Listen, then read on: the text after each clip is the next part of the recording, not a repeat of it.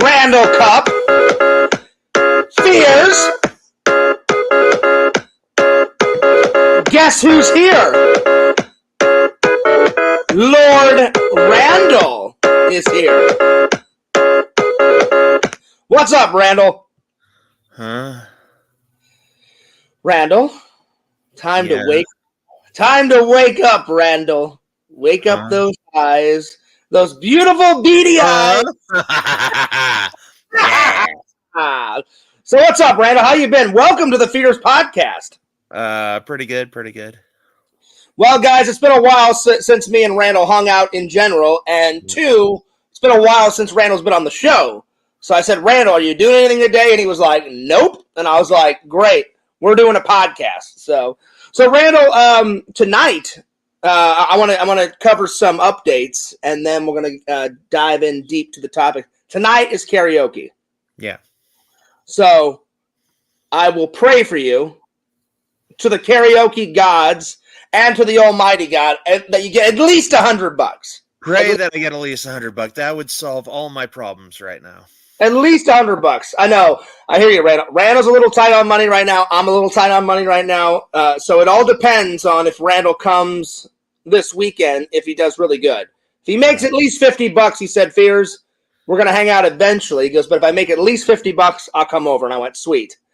So I understand, Randel. You know, you got to pay the bills first. So if Randel can't come over this weekend, we're hanging out here. So if not this weekend, maybe next weekend. You know, if we don't hang out by next weekend, then I'll just cover you, Randel, and you can come on over. So yeah.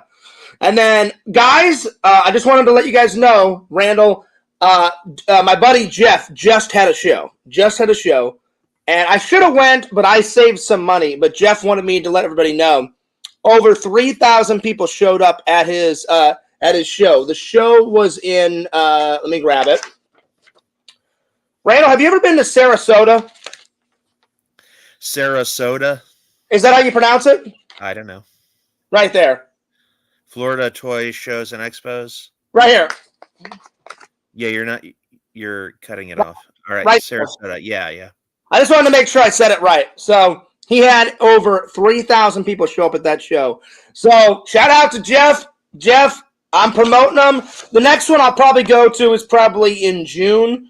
The June 8th, the Orlando Collectors Fest. That's the next one I'm going to go to.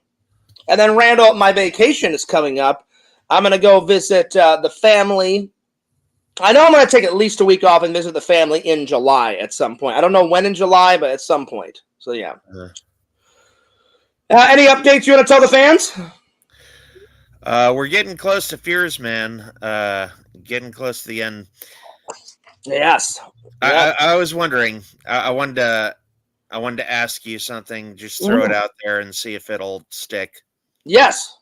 If I finish Fears Man before the 24th, so 5 days from now, okay, would you give me $50? Yes. You would? Yes, Randel. All right, you heard it here. There we go. Yes. So that would be. If I finish it by the 24th, you give me $50. I mean everything. Every single scene, titles, credits, music, sound effects, everything. Okay. Yeah. All right. So we're on a deadline. Let's see. Let me go to my. How about 11:59 p.m. on the 24th? On the 24th. All right, because I was about to pull up my calendar and say what time on the 24th. Yeah, 11:59. If I gave you $50, then you could come over this weekend. Yeah. You know, so I would just give you the 50 whenever you would come over this weekend, Randel. That would make it a lot easier. So I knew you were close. I didn't know you were that close. Oh man, because Randel gave me an update and said, "Fears, I can't tell what Randel was working on. Let's just put it this way: Randel was working on some type of credit scene. Could have been the normal credits, could have been after credits, any of that. So yeah. Randel would never beat me. Never. Who beat who? Someone in the chat said Randel beats Fears at a mini golf tournament. That's not true. That's not true at all. I always beat you, Fears. Always. No, you don't. Just kidding. You've beat me once at miniature golf. Now, I will say this. The one thing that Randel has beat me in is Monopoly. Randall, you have beaten me every single time at Monopoly, and it's just crazy, my friend. It's insane. You have you have those Monopoly skills, my friend. What if you give me 40 and you come over here and I give you? No. It's your turn to come here, so I will give you $50. All right. 50. All right. 50, and I want you to come over here. Yeah. And if you come over here, we'll do something really fun. We'll go to miniature golf. We'll go to some tourist attraction. We'll do something. It'll be a fun-filled weekend. All right. And we'll vlog it up. You know, you can stay the whole weekend. You know. Yeah. And either Mike can take you back or I'll take you back. But that is my deal. 11:59. No earlier, no soon. I mean, no earlier, no later. It's that. No, you mean no later than the 24th. No later than 11:59. If I do it earlier, you should give me some more. You know, like if I put it out by tomorrow, you should give me 70. You know? But don't shit on the quality. You know, keep that same quality up, Randall. Yeah. You know, because I'm really excited. If Randall gets it done by the 24th, not only will the fans be excited, I'll be excited. We've been waiting for this. I mean, who will take down the ultimate Black Aldrin? You know, will Fearsman win? Will Black Aldrin win? Will it be a standoff? You know, so yes, feel free to work your little ass off, Randall. And if you finish it by 11:59, you know, or sooner. Well, I mean, the thing about the driving is like I'm gonna spend like $20 in gas getting down there. Plus like $20 for I always cover Mike on gas. Either whether you drive or Mike drives, I always cover gas. You know. Okay. Anytime I come, you always give me gas money. Yeah. That's a given. That's me and Randall's deal. If I come to visit, Randall gives me anywhere between $10 and $20 in gas. So that's 50 for me and then 20 for Mike. Yeah, it's going to be separate. So I will give you $50 just for you, and then I'll give Mike, $10 to $20 in gas. Doom says the turn. Doom likes saying the turn. Yeah. I don't mind that he says the turn, Randall, because... What is the turn? What is that? I don't know. Basically, what Doom told me is one time he went into this guy's chat, and he was just joking around and saying the turn, the turn, the turn, the turn. And some guy got really mad at him and blocked Doom. And then Doom said, "How dare you block me?" And then he tormented that guy for years. So you want to keep Doom on your good side. Yo! Zoom Vision says, "Greetings, y'all." Then he says, "Has Mike ever been on a video?" No, the Mike that we're talking about has never. Actually, Mike has. Mike filmed the first Hooters video that him and I did. And Mike, remember when I came for karaoke night? And I can't tell where we were at karaoke night because it's one of Randall's favorite spots. Oh, actually, Randall, that spot you told me doesn't even exist anymore, does it? Yeah, it does, but under a different name. Oh, okay, under a different name. So I don't even want to say the original name, but Mike was there. So me, you, and Mike went to karaoke at that one place, and Mike is in that video very briefly, but he's in a vlog. He is in a vlog. So he has made a video. What's up? Shout out to Vision. Shout out to Rochi. Shout out to My Bathroom Stinks. Yeah. So yeah. Apparently, he's eating a garden salad, Randall, while he watches the Fear stream.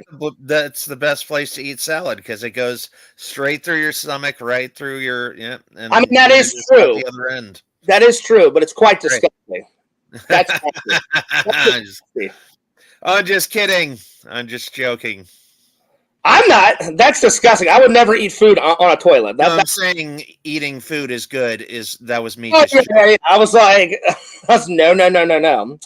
Big shout out to Visions and Rochi and Doom and everybody in the chat. So Randall, today's topics. Randall picked 2. I picked 2.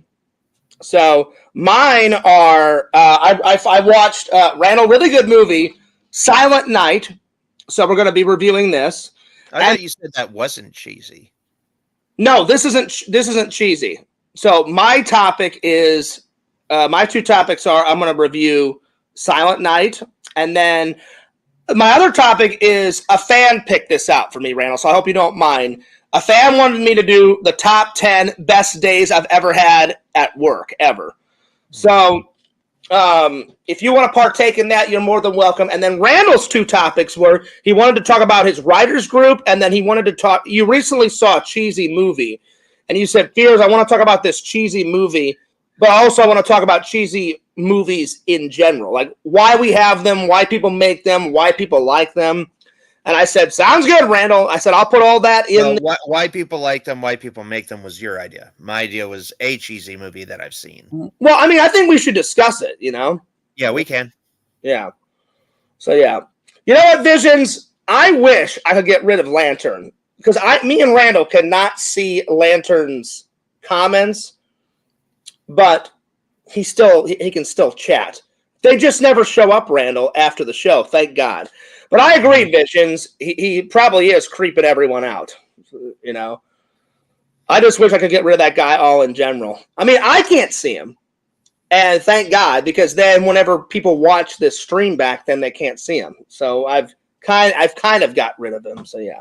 Randall's got those googly eyes for some reason. I don't know why. Those googly eyes. There it is. Randall, are you trying to hypnotize everybody with your eyes? There you are. So, Randall, the goal for tonight at karaoke, make lots of money. L50 buckos. Yeah. So if you make $50, you're going to get an extra $50 from me if you finish Fears Man on time. Yep. So you'll have $100, buddy. So, yeah. Yep. That'll be pretty sweet. Randall, did you like that I'm hanging out with my best friend and I'm also drinking out of... Hell no. You don't like the random? I do. I do. Like, you are not only insulting me, but you're insulting Lord Visions. He made this for you. I didn't insult the mug. You said hell no. So, anyway. So, Randall, I forgot to ask, before we dig deep into any topics, how have you been? How have you been? How's your mom been? How's life been, buddy? Been good. I entered a screenplay writing contest about 2 weeks ago, and nice. I am getting the results tomorrow. So it's not the final results because there's semifinals, quarterfinals, and finals. So okay. Now they can send the script back and say it was no good, and then I have an option to redo and rewrite the script and send it back in. Okay. And they'll review it again, and I might be able to get to quarter, semi, and then finals. That was going to be my next question was, do you have the results? But, guys, we will find out. So, Randall, tomorrow, call me. And before I do my show tomorrow, I'll tell everybody the results on camera when I do my show tomorrow. So what about so can you tell everybody what it might not be until after 9 p.m. So it might, okay, might have to be late. Well, just tell me tomorrow and maybe we'll save the results for this weekend. Okay. I'll tell everybody this weekend or later on in the week. So can you tell the fans what you wrote for the competition or no? It was called Make It Big. It's about two YouTubers who try to make it big in Hollywood. Oh, nice. Well, hopefully that was about real life experience, Lord Fears and Lord Randall. Because that would be nice, Randall, if you and me made it. Randall, I swear, I would not change myself as a person. If I made it big, like Roman Atwood status, 17 million, I would not forget where I come from, who my true friends are, who my loyal fans are. I would not forget anyone. You know how sometimes people can change because of money or success? None of that crap matters to me unless I have my friends and my family with me. Because I would be such a shitty person oh, I've made it. The hell with you guys. Fuck you guys. That would make me a shitty person, and I'm not a shitty person. So yeah. But yeah, and I know you wouldn't forget Fears if you made it before I would, I would be like, look, just give me a job, Randall. Just give me a job, You could be my personal assistant. You can go for coffee, get my typing done. You want me to be the coffee bitch? I see. It's actually, it's an easy job. You just go for coffee, get me a muffin, and then you get paid, Randall, I don't do PA bullshit. No PA bullshit. You gotta start small, Piers, and then work your way up. I'm your best friend, for Christ's sake. I should be the commander. I know, I'm just kidding. I'll probably give you a role somewhere in there. Okay, good. I was like, you're a role or I'm like, if you're the main guy, you're the commander in chief. I gotta be your professional assistant, like the sidekick, Because you would be commander in chief. You will be Cody if there's an animated movie. No, I'm saying if you made it big, like 17 million, like Roman Atwood, any project, if I became El Capitano, world famous YouTuber, I would be first in command. You would be second in command, Randall. So I would hope if you made it before I would be second in command, Yep. Yeah, you're going to be Cameo Kid if there's a Cameo Man animated movie. Now, the original person I wanted for Cameo Man, the live action for Cameo Man, was Justin Whalen.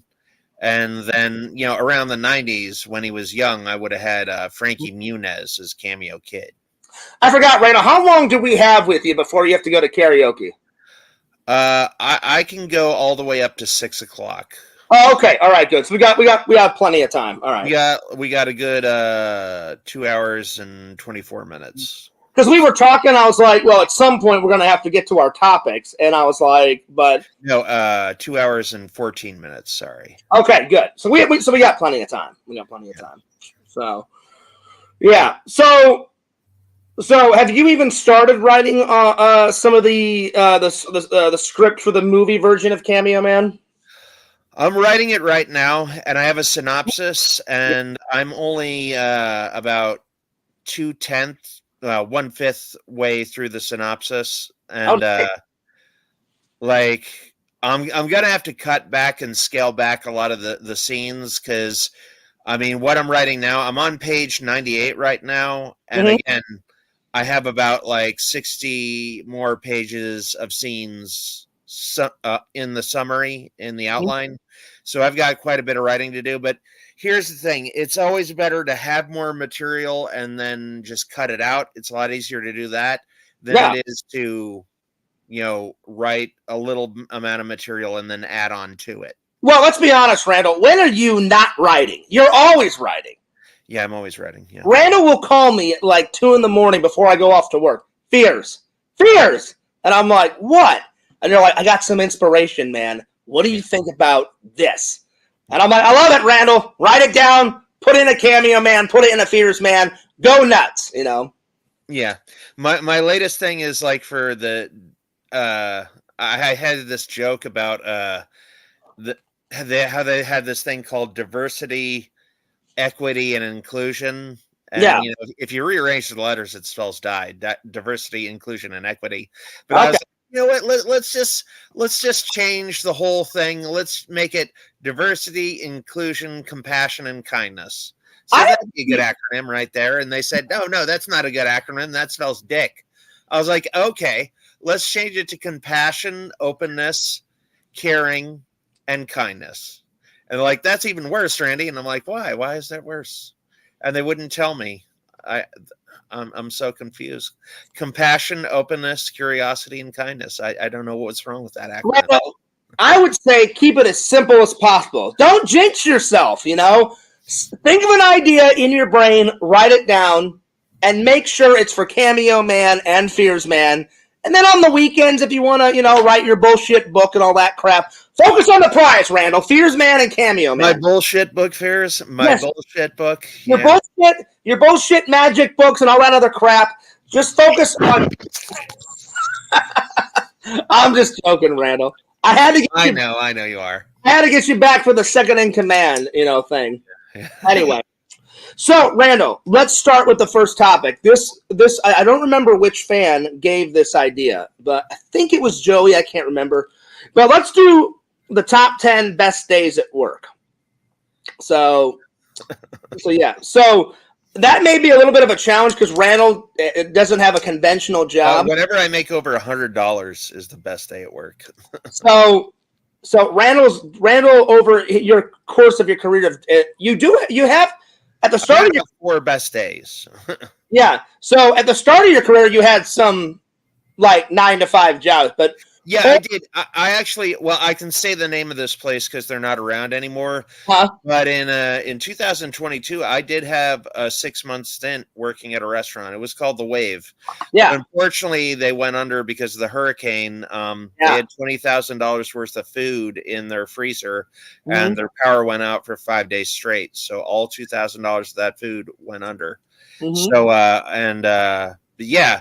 Oh man, there was this girl there. She had the eyes of Amy Jo Johnson. It was freaky. The eyes of Amy Jo Johnson. Randel. Yeah, she was very beautiful. Listen, I know how much you love Amy Jo Johnson, but if Fears was standing in front of Amy Jo Johnson, I wouldn't be looking at her eyes. I would be looking at something else. That's just me, though. Okay. No, I'm just joking. No, girls definitely do have beautiful eyes. They have other beautiful assets, you know? Yeah. So anyway, do you want me to go first, or can you think of out of the course of... I'll give you the 6 best days. I mean, the 10 best days out of like when I worked at the Waves. So think of your entire career from the start to now. Give me your top 10 best days that you've ever had, ever at work, and why. One day, during the beginning, nobody was giving me anything, and that was just like 1 or 2 days. Then I got into the group, and the money started to flow. But when the first, I'm gonna write down your best days. So yeah, the first day that I worked there, I didn't get anything. So the boss felt sorry for me, so she paid me double. So I actually got 100 that day. All right, so your first day of work ever, you got $100. Yeah. $100. Okay. And keep in mind, I was only working 4 hours a day because they were paying me like $20 or $15 an hour. So hey, Richie, what's going on? He says, "Hey, Fears. Hey, Randy, how's it going? I'm doing good. Randy's doing pretty good." He says, "Chung bung gung." Nice, Richie. Randall, let me make sure that this is the real Richie and not a fake Richie. Let me just make sure because there have been a lot of fake Richies in the past. No, this is the real Richie. Got it. Cool. So, Randall, think long hard. It doesn't have to always be at that place where you made the money from Magic. Just any day at work. Halloween at this place, and then I'm going to tonight. So Halloween, okay. Yeah. So Halloween. When was it? Last year? Yeah, last year. So last Halloween at work, made $100 in one night. Okay, $100.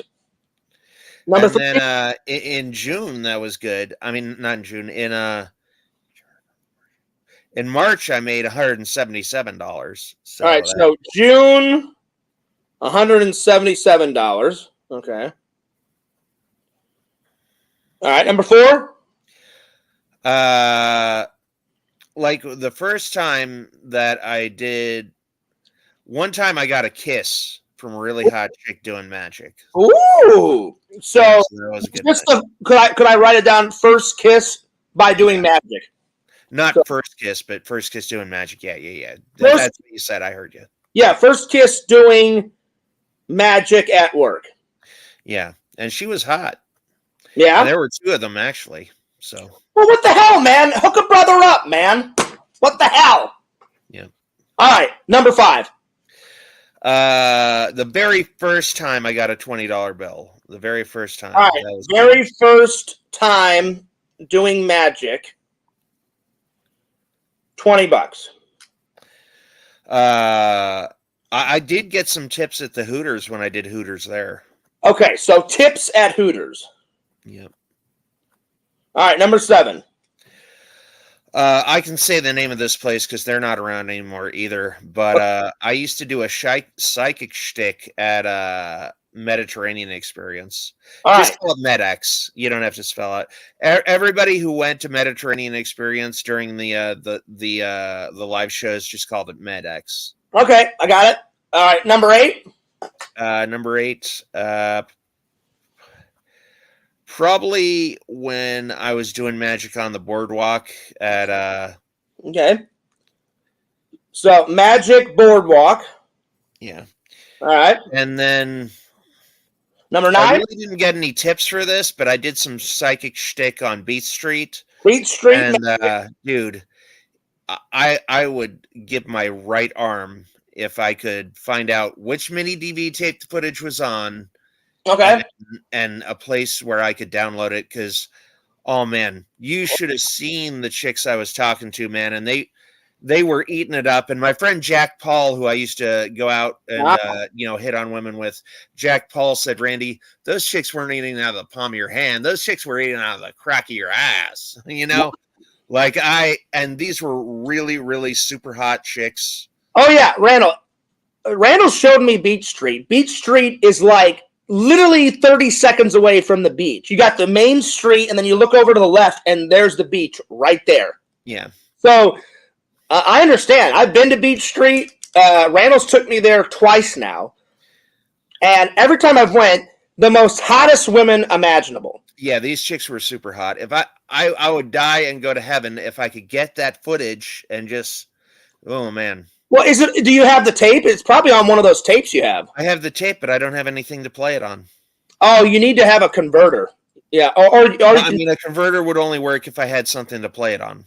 That's what I'm saying. You would have to stick the tape in the camera, and then you would hook the converter up to the camera, and then the converter would go into the computer. Or what you could do, Randall, is whenever you get more money, this is what me and Eric did. Me and Eric filmed our old Idiots movie on half of it was on a VHS camcorder, and the other one was on those little mini tapes. Remember those mini tapes from back in the day? DVD tapes, Fears. That's what they're called. I couldn't remember what they were called, ass. So that's why I was trying to figure it out. Yeah, I couldn't. Randall, I'm old. I couldn't remember. I don't remember what the hell that crap is.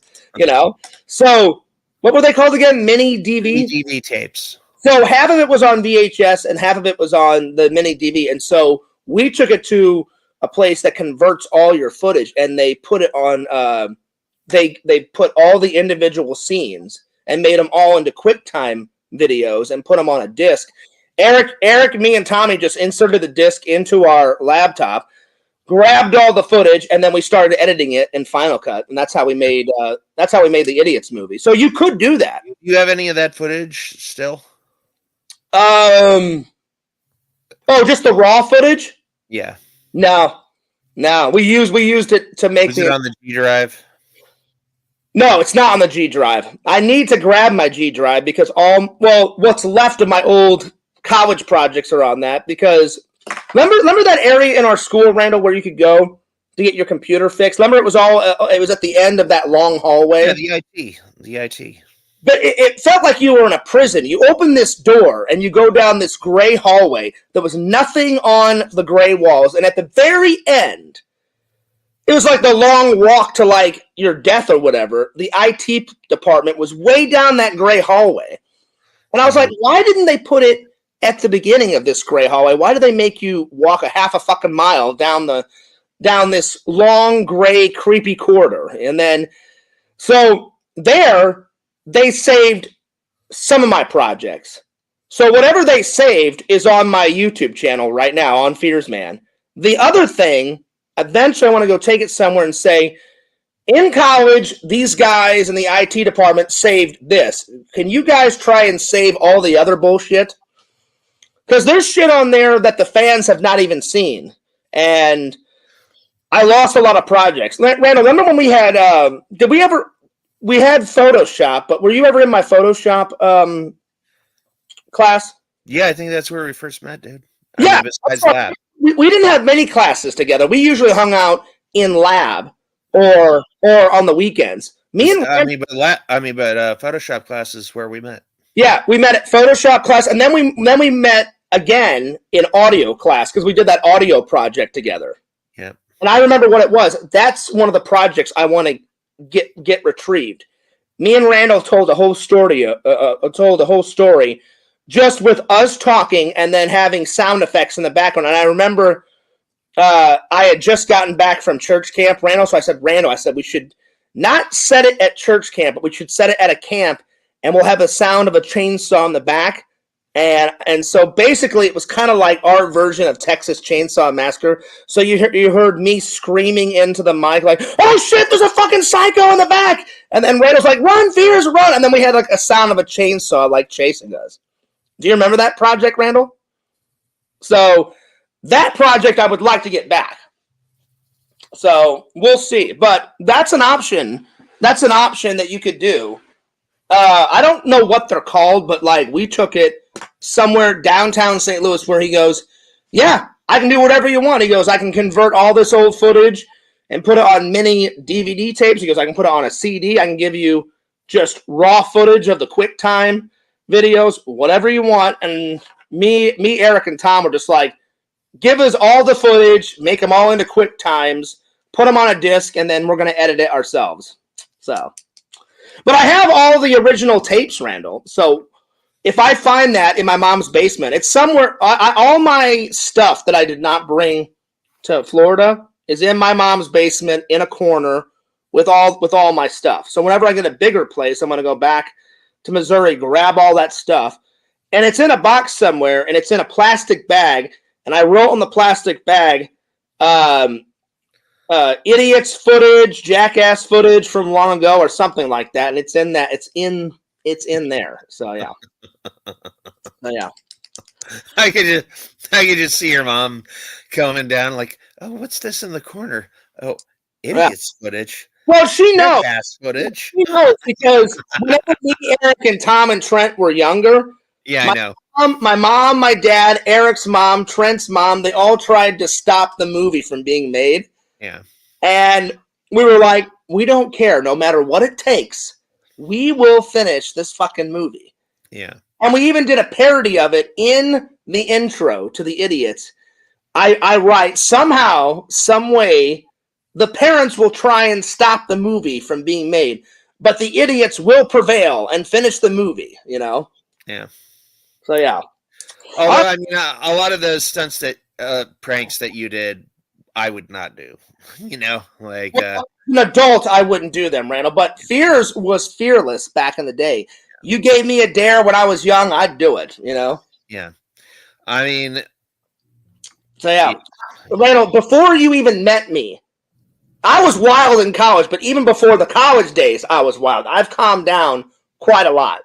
Yeah. So whenever I get married, Rand used to do jackass stuff all the time, and we're talking about Jackass the TV show. Every day, me, Eric, Tom, sometimes Trent would come out because Trent had a hot-ass girlfriend back then. He has a hot-ass girlfriend now, but he had an even hotter-ass girlfriend back then. So whenever he wasn't, like, fucking his hot girlfriend, he'd be like, yeah, sure, I'm not doing anything. I'll come out and fuck around with you guys and, you know, and shoot some hilarious jackass shit almost every day. I'd go to work. And then I would come home, and then Eric's like, Fierce, meet me over at my house, 4 o'clock, bring this, and then we would think of some stupid idea, and then we'd be off filming. Yeah. There's like 50 tapes of just raw footage of us just doing the most craziest, wildest shit. Yeah. I'm trying to get my left eyebrow to come up. It's really difficult. Oh, doing The Rock? Yeah. Yeah. All right, Randall, you got one left. One left. Last one, I would have to say, when the chicks were grinded up against me, and that one. Grindage. Okay, all right, got it. Like 2 or 3 chicks, and they were all grinded up against me, and they were hot too. Yeah. Well, I think the better question, Randall, is why wouldn't they be hot? There's Randall's. All right, let's do my top 10. All right, number 1. I would say. When I got my very first job ever, that was a good day. My very first job ever was a burger flipper at McDonald's. I was so excited to get the job. But because, Randall, that was my very first job, so that always is like, all right, that's when Fears started his career. All right, number 2. Probably when I got fired from that miniature golf place for not doing anything, Randall, because 1, I got to go nuts on the owner, and I threatened to kick his ass, and I got a lot of stress out because I didn't do anything wrong. I was working, And I asked his permission if I could, when there's no customers around, could I do my homework? This was in college. Sure, Fears, that's not a problem. You're fine. And then he said, one day, have I told you this story, Randall? So this is I've told the fans, so I'll make it real short and sweet. One day he said, Fears, I'm going to break for lunch because the miniature golf place was in that mall. Randall, remember that Arizona Mills Mall that you and me went a couple of times? Yeah. They had a miniature golf place in there. I don't know if they have one there still, but back in the day they did. So he breaks for lunch. There's no customers around. So I pull out my lunch. I'm eating and I'm editing video projects, our homework assignments. So, but anytime a customer would come in, I would stop. I would say, hello, how many for miniature golf? And so a couple came in and then a family came in. I took care of both of them, and I said, let me know if you guys need anything. I'm going to be over here editing. And they're like, you in school? I said, yeah, I'm in film school. And they said, yeah, we're good. They said, you gave us our scorecards, our balls, our putters. We're good. I said, yeah. I said, if you guys got any questions, let me know if you need anything. So I was doing my job. He comes back, and he didn't yell right away. Someone came up to me, and I looked up, and as I looked up, he came in, and they're like, oh, yeah, great, thanks. Here's your putters back. That was fun. I said, I'm glad you guys enjoyed it. I said, here, I'll take the putters from you. And then the other couple had just finished. And so he acted all sweet and innocent, and he's like, all right, well, hey, thanks a lot, guys. As soon as they left, Randall, he's like, what the hell, Fears? And I was like, what? And he's like, how dare you not take care of the customers? And I was like, what the fuck are you talking about, man? And I was like, I am taking care of them. He goes, no, you're fiddly farting around on your fucking computer over there. And I'm like, you said I could work on my projects. He goes, yeah, not in front of customers. And I said, that's not true. I said, I took care of them before I started working on my projects. So he had a big conniption fit. He fired me. I was about to walk out. I said, well, if I'm already, fired, I might as well, cause a scene and beat the shit out of him or something, So I turned around. I went, you fucking asshole. Fuck you. You motherfucker. I'm like, check your goddamn security cameras. I was doing my motherfucking job. Fuck you. And he didn't say one word. I mean, I was 2 inches from his face, Randall. Mm. And he's like, if you don't go, I'm going to call the police. I'm going to call the fucking police, you motherfucker. I'm like, I will fucking equalize you. I will fuck up your life. I was going. This is the equalizer. Yeah, I was like, I will equalize you, you fucking son of a bitch. Because I didn't do anything wrong. And back then, my anger's gotten better over the years. My patience has gotten better over the years. But back then, Randall, you've seen the classic Fears where you couldn't tell me anything. I went from 0 to 100 within seconds. You remember those days? Yeah, Fears didn't have patience. Fears made patience. Yeah. You would break your leg and you would be a patient in a hospital. I pretty much scared the fucking bejesus out of this, this mini golf manager. This poor, sad mini golf guy. I crucified his life. I was so pissed though, Randall, because one, I didn't do anything. Two, I helped out the customers. I was really nice to them. But before they came in, they were like, "Oh man, this miniature golf place is so fun." They said, "Have you ever done?" I said, "Yeah." I said, "Before I got hired, I did the miniature golf course a couple times." And they're like, "Wow," they're like, "You're really good at your job." I said, I take my job seriously. So I actually liked working at that little gig because I made some pretty good money and the hours were not too bad and I could get my homework done and all that. Yeah. So I pretty much equalized the shit out of him, Randall. I mean, I was like, "I dare you to fucking hit me." I'm like, and he goes, "Quit causing a scene." I'm like, "No, fuck you." You're like, "You already caused a scene." I'm like, "So let's have it out," And I went nuts. I don't know if it was the maddest I've ever been, but one of the most maddest times of my life. I was pissed. So as I'm walking out, he didn't say one word after I got 2 inches from his face. I ran up and I was like, "I dare you! I fucking dare you to say one fucking word! I fucking dare you, you motherfucker!" And I was like, "You say one word and I will blast you, I will pound your fucking face in." I mean, it was bad. I was pissed.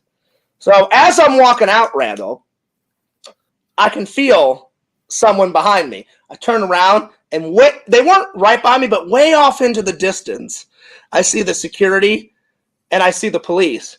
And I went, ooh, I'm like, I better get the fuck out of here. So I started walking a little faster, and I got to my car. I look around, and across the street, Randall, I saw two security guards walk outside, and they kind of looked at me, and I looked at them, and I didn't do anything, but I was like, I better get the fuck out of here. So I just get in my car, and I fucking sped away. But yeah. Vision says, Fears almost pounded that guy's ass. That's pretty funny, Visions. I know what you're doing. Playing on some words there, buddy. No, I didn't pound anyone in the ass. I almost pound the guy's face in. You know, I was that close, Randall. Because back then I didn't care. I was like 24. I was like 24, 25. I'm like, it'll be worth it if I spend a night in jail over this motherfucker firing me. Would it be worth it? Well, back then I thought it would have been, but that was a fun day, Randall. So that would have been a black mark on your record. Well, back then I didn't care, Randall. Now I would care. Oh. So I'm going to say the mini golf freakout. So that was a fun day. All right, number 3. Probably. So after I got fired from that job, Randall, I worked really hard at the same. I got within like 2 or 3 weeks. I got another job in the same mall. Do you remember that big ass movie theater in the Arizona Mills Mall? Yeah. So I got the job, and I was a little nervous to walk back because on one side of the mall was the movie theater, and on the other side was that miniature golf. And I said, "Oh God, what if that guy sees me?" So I would always. It was fun to work at the movie theater, but because I got all the free food and all the free movies I wanted. But I always had to sneak in because I never wanted to bump into that miniature golf guy ever again. You know what I'm saying? Uh-huh. So every day I would pretty much sneak in. But what makes a great day at work there is because I worked really hard, and I got bumped up really quick to supervisor. So I went from working in the concessions to the thing that Sega does, ripping the tickets. Then I worked in the box office, and then I got to be a supervisor. So that was a pretty fun position because I was like kind of second in command to the managers. So if anyone had any customer complaints, I would take care of it. And the best day, I got to help this family out. I felt really bad. I guess this really douchebag guy was with his girlfriend, and I guess they brought their son with them, and their son was handicapped. And this guy started getting into it with his girlfriend and calling her a bitch and calling her all this and just causing a scene. And before he left, he went, "You know what? Fuck you, bitch. I don't need this shit." And he knocked the popcorn out of her hand. And I was like, wow, what a fucking douchebag. Where did the popcorn land? On her and her handicapped son, and on the floor. So I walked over. She started crying, and I said, "Is everything all right, ma'am?" And she was like, "Oh, just my boyfriend being a dick." And I said, "Yeah, I saw that." I said, "Are you okay?" And she's like, "Yeah, I'll be fine." But she's like, "I'm going to have to buy a new popcorn." And so I said, "Oh, no." I said, "Don't worry about it." I said, "I'll take care of it." I said, "That guy was being a dick." I said, "What soda did you have?" She told me the soda, and then I got her a fresh new popcorn and soda. I said, "Well, I'm sorry, that guy was being a fucking dick." And I said, "Especially in front of your son." And she's like, "Yeah." She goes, "My son's been dying to see this movie." I said, "Forget about him. Here's a fresh popcorn, fresh sodas. You guys go have a good time. You guys have at it." So, ironically, the movie was Showgirls, which was a really weird. You know what? Actually, I don't remember what movie they saw because it was kidding. Oh, I know you were. I know. When you said it right now, I was like, "That's pretty fucking hilarious." So yeah, it's Showgirls. All right. Yeah. So I'm gonna say supervisor. I want to be a dancer. Yeah. So I'm gonna say supervisor job for number 3. Number 4, I would say working with my friends Eric, Tom, Trent at the car wash way back in the day, because pretty much we just goofed off and did whatever the hell we wanted. And your friend Colt, don't forget your friend Colt. Yeah, Randall. Yeah. Randall, I'm so surprised me, Trent, Eric, and Tom didn't get fired from that car wash. Plus, we got tips, too. We got tips. Half the time, we would just bullshit around with the managers.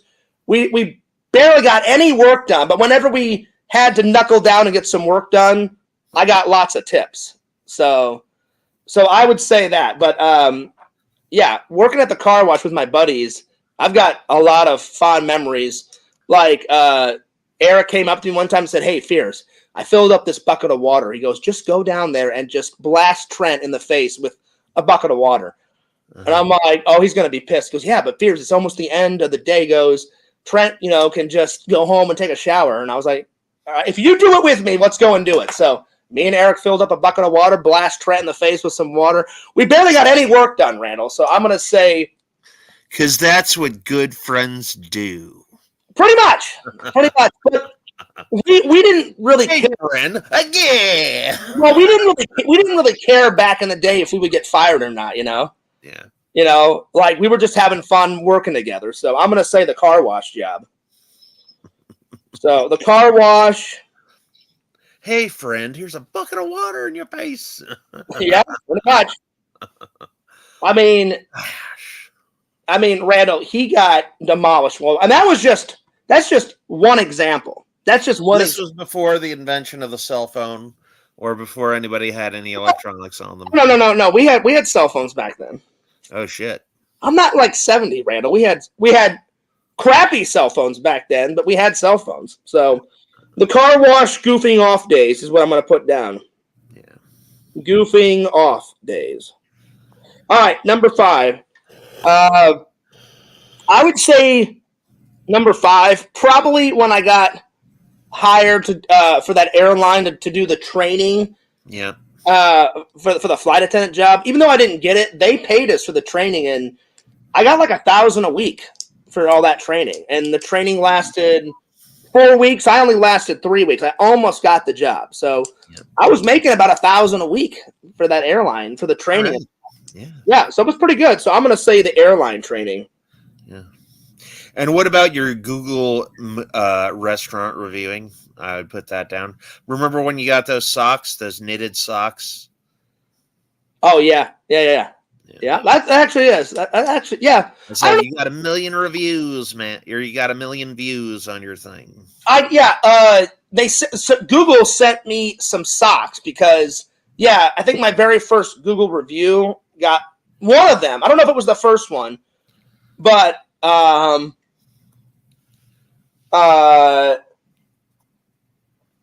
trying. It wasn't the very first one, right? But it was like within the first 5, I got 1 million views or something. And they said, to show our appreciation, we're going to send you some socks. So I don't know if you consider the Google reviews a job, but I am going to put that down. So number 6, the Google reviews. Exhumed Vision says it reminds me of that scene from Zoolander when they have a fight at the gas station. Oh, what? Me and my friends goofing off at the car wash?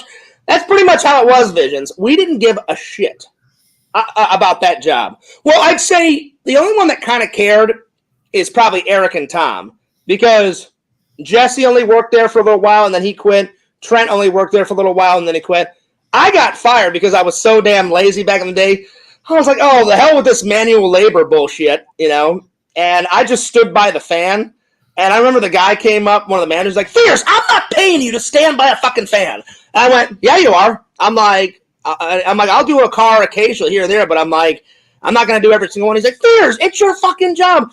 And I was like, yeah, you can casually go get fucked. I'm like, I'm just going to go ahead and just stand by this fan. He went, Fierce. Great resume moments with the Fierce man. Yeah. And he's like, you know what, Fierce, pretty much. Potential employers. Yeah.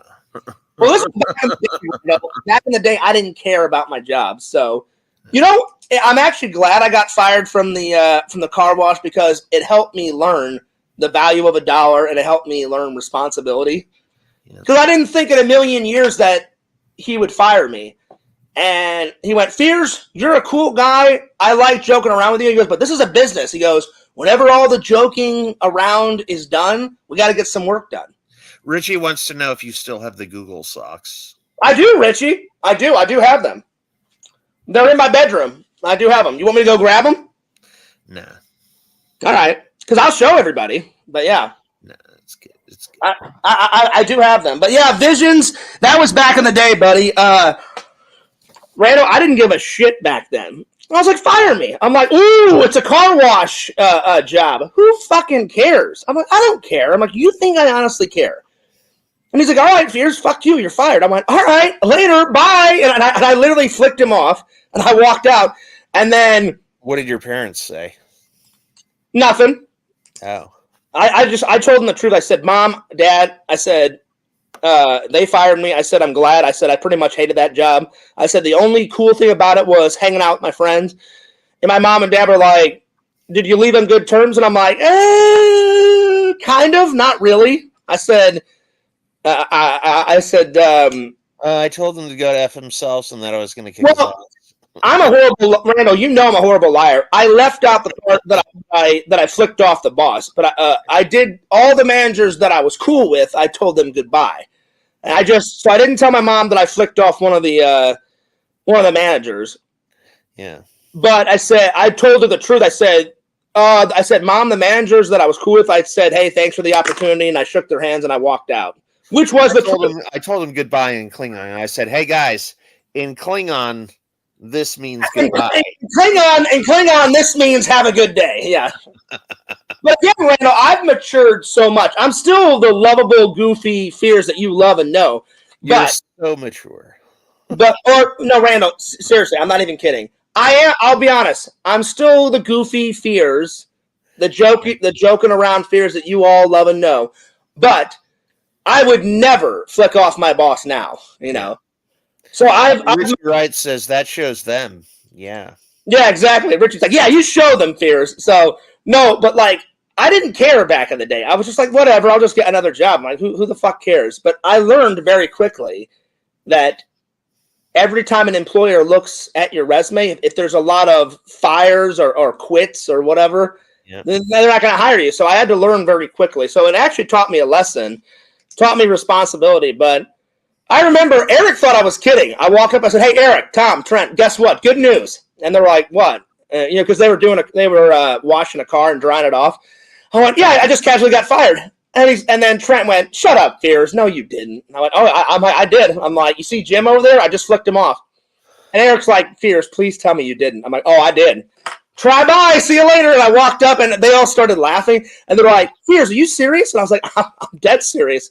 And then Eric's like, you want to go bowling later on tonight? I'm like, yep. I'm like, just give me a call, buddy. I'll see you there. And then at bowling, we were just laughing. He's like, yeah, Fears casually got fired. Richie Wright does want you to show the socks. No, show the Google socks. Oh, he does? Okay, I'll be right back. Randall, you entertain the fans while I go grab those Google socks. Okay. I'll be here. Just entertain them. Randall, don't fall asleep on camera. Huh? What? You son of a bitch. Yeah, I was there for the Google sockage. It was good. Oh, damn, that sounded so bad. Shit. Oh, damn it. All right. I'm gonna. Yeah, so shout out to the chat. Shout out to Richie Wright. Shout out to Exum Visions. Shout out to was it Zone? What was his name? Shout out to My Bathroom Stinks. Shout out to Doom. Is it Dr. Doom or is it just Doom? I think it's just Doom. But anyway, he hasn't reached doctor status yet. Here are the Google socks. Let me just put it on me real quick so I can show everybody. Here's the Google socks. Let me just unfold these for you. There it is. And it says... There it is. Local guides. Local guides on it. I don't know if you can see it. I can't see it. Local guides. There we are. So Google sent me these. Now put those on to prove to the chat that you can put on socks. Randall, I've already got socks on, motherfucker. Look, I've got socks on, Randall. What the hell? I'm just kidding. I'm joking. You son of a bitch! No, I'm just playing. Tomorrow I will wear them. Remember when you had to tie your shoes on camera to get these people to shut up? Yeah. That's the insanity that I have to work with, Randall. Fears doesn't know how to tie his shoes. Yes, I do, motherfuckers. But anyway, Randall, since I've done that, Your foot fetish fans have gone up by 1,000%. That's true. I've got a lot of foot fetish fans. So yeah. But since I tied my shoes on camera, they haven't said one damn word. Now that you've said something, Randall, they probably will say something. So I'm yeah. sorry. It's all right. I don't really give a shit what they say. You know how to put on socks, Fears. I do. And you put it on the left foot first or the right foot first? I'm left-handed, Randall, so I always put my left foot, my left sock on first, right. And then my right. Do you put your best foot forward? I do. Okay. Visions says, "Wow, nice shot of that foot. Thanks, Visions." Randall, wouldn't it be nuts if Visions was one of the foot fetish fans? Like, hey, Fears, friends, show me that foot again. No, I'm good. I'm really good. Richie asks, Randy, is that a red light bulb in your lamp? Yes, I go to sleep with that. Visions, I'm playing around. Randall, I like to have lights on, but not bright lights, because like I live in an area where there's a lot of trees that could fall on our house. Like, if you saw the outside of a house, you would say, "Oh my God, that tree is about to fucking fall on that house." And I always want a light on just in case something funky happens and I can see where I'm going and I'm not in the dark. Oh, shit. Richie says, "No, Fears. Show those feet." I'm good, Richie. I'm really good. Randall, I actually have the red light bulb still in. Well, I'm sorry, orange light bulb from Halloween. I just thought it was so cool. I just kept it in my dining room table orange light. I said, well, I love Halloween. Fuck it. I'm just going to keep it in there, All right. Well, let's snap it up. I want to get through this top 10 best days. All right. So yeah, 6 was Google review. 7 was probably, like I said, I'm sorry, I already did the airline one. 7, probably working for my church, Randall. That was a lot of fun. Like being a camp counselor, that's always a lot of fun. So camp counselor, because they did pay me for that. Yeah. Well, not every single camp. Certain camps have certain rules. So the ones that I did in Florida, they paid me, and the one in Illinois. Illinois. The dude hates when I say Illinois. Illinois, excuse me. The one in Illinois, they paid me, but the ones in Missouri, I never got paid. But the ones that I did get paid, that was nice, and I appreciate it. But I said I would have done it for free because I love the Almighty Lord Jesus Christ. So I'm going to say camp counselor. All right, number 8. I would say getting the job at the factory, because so far that one's paid the most.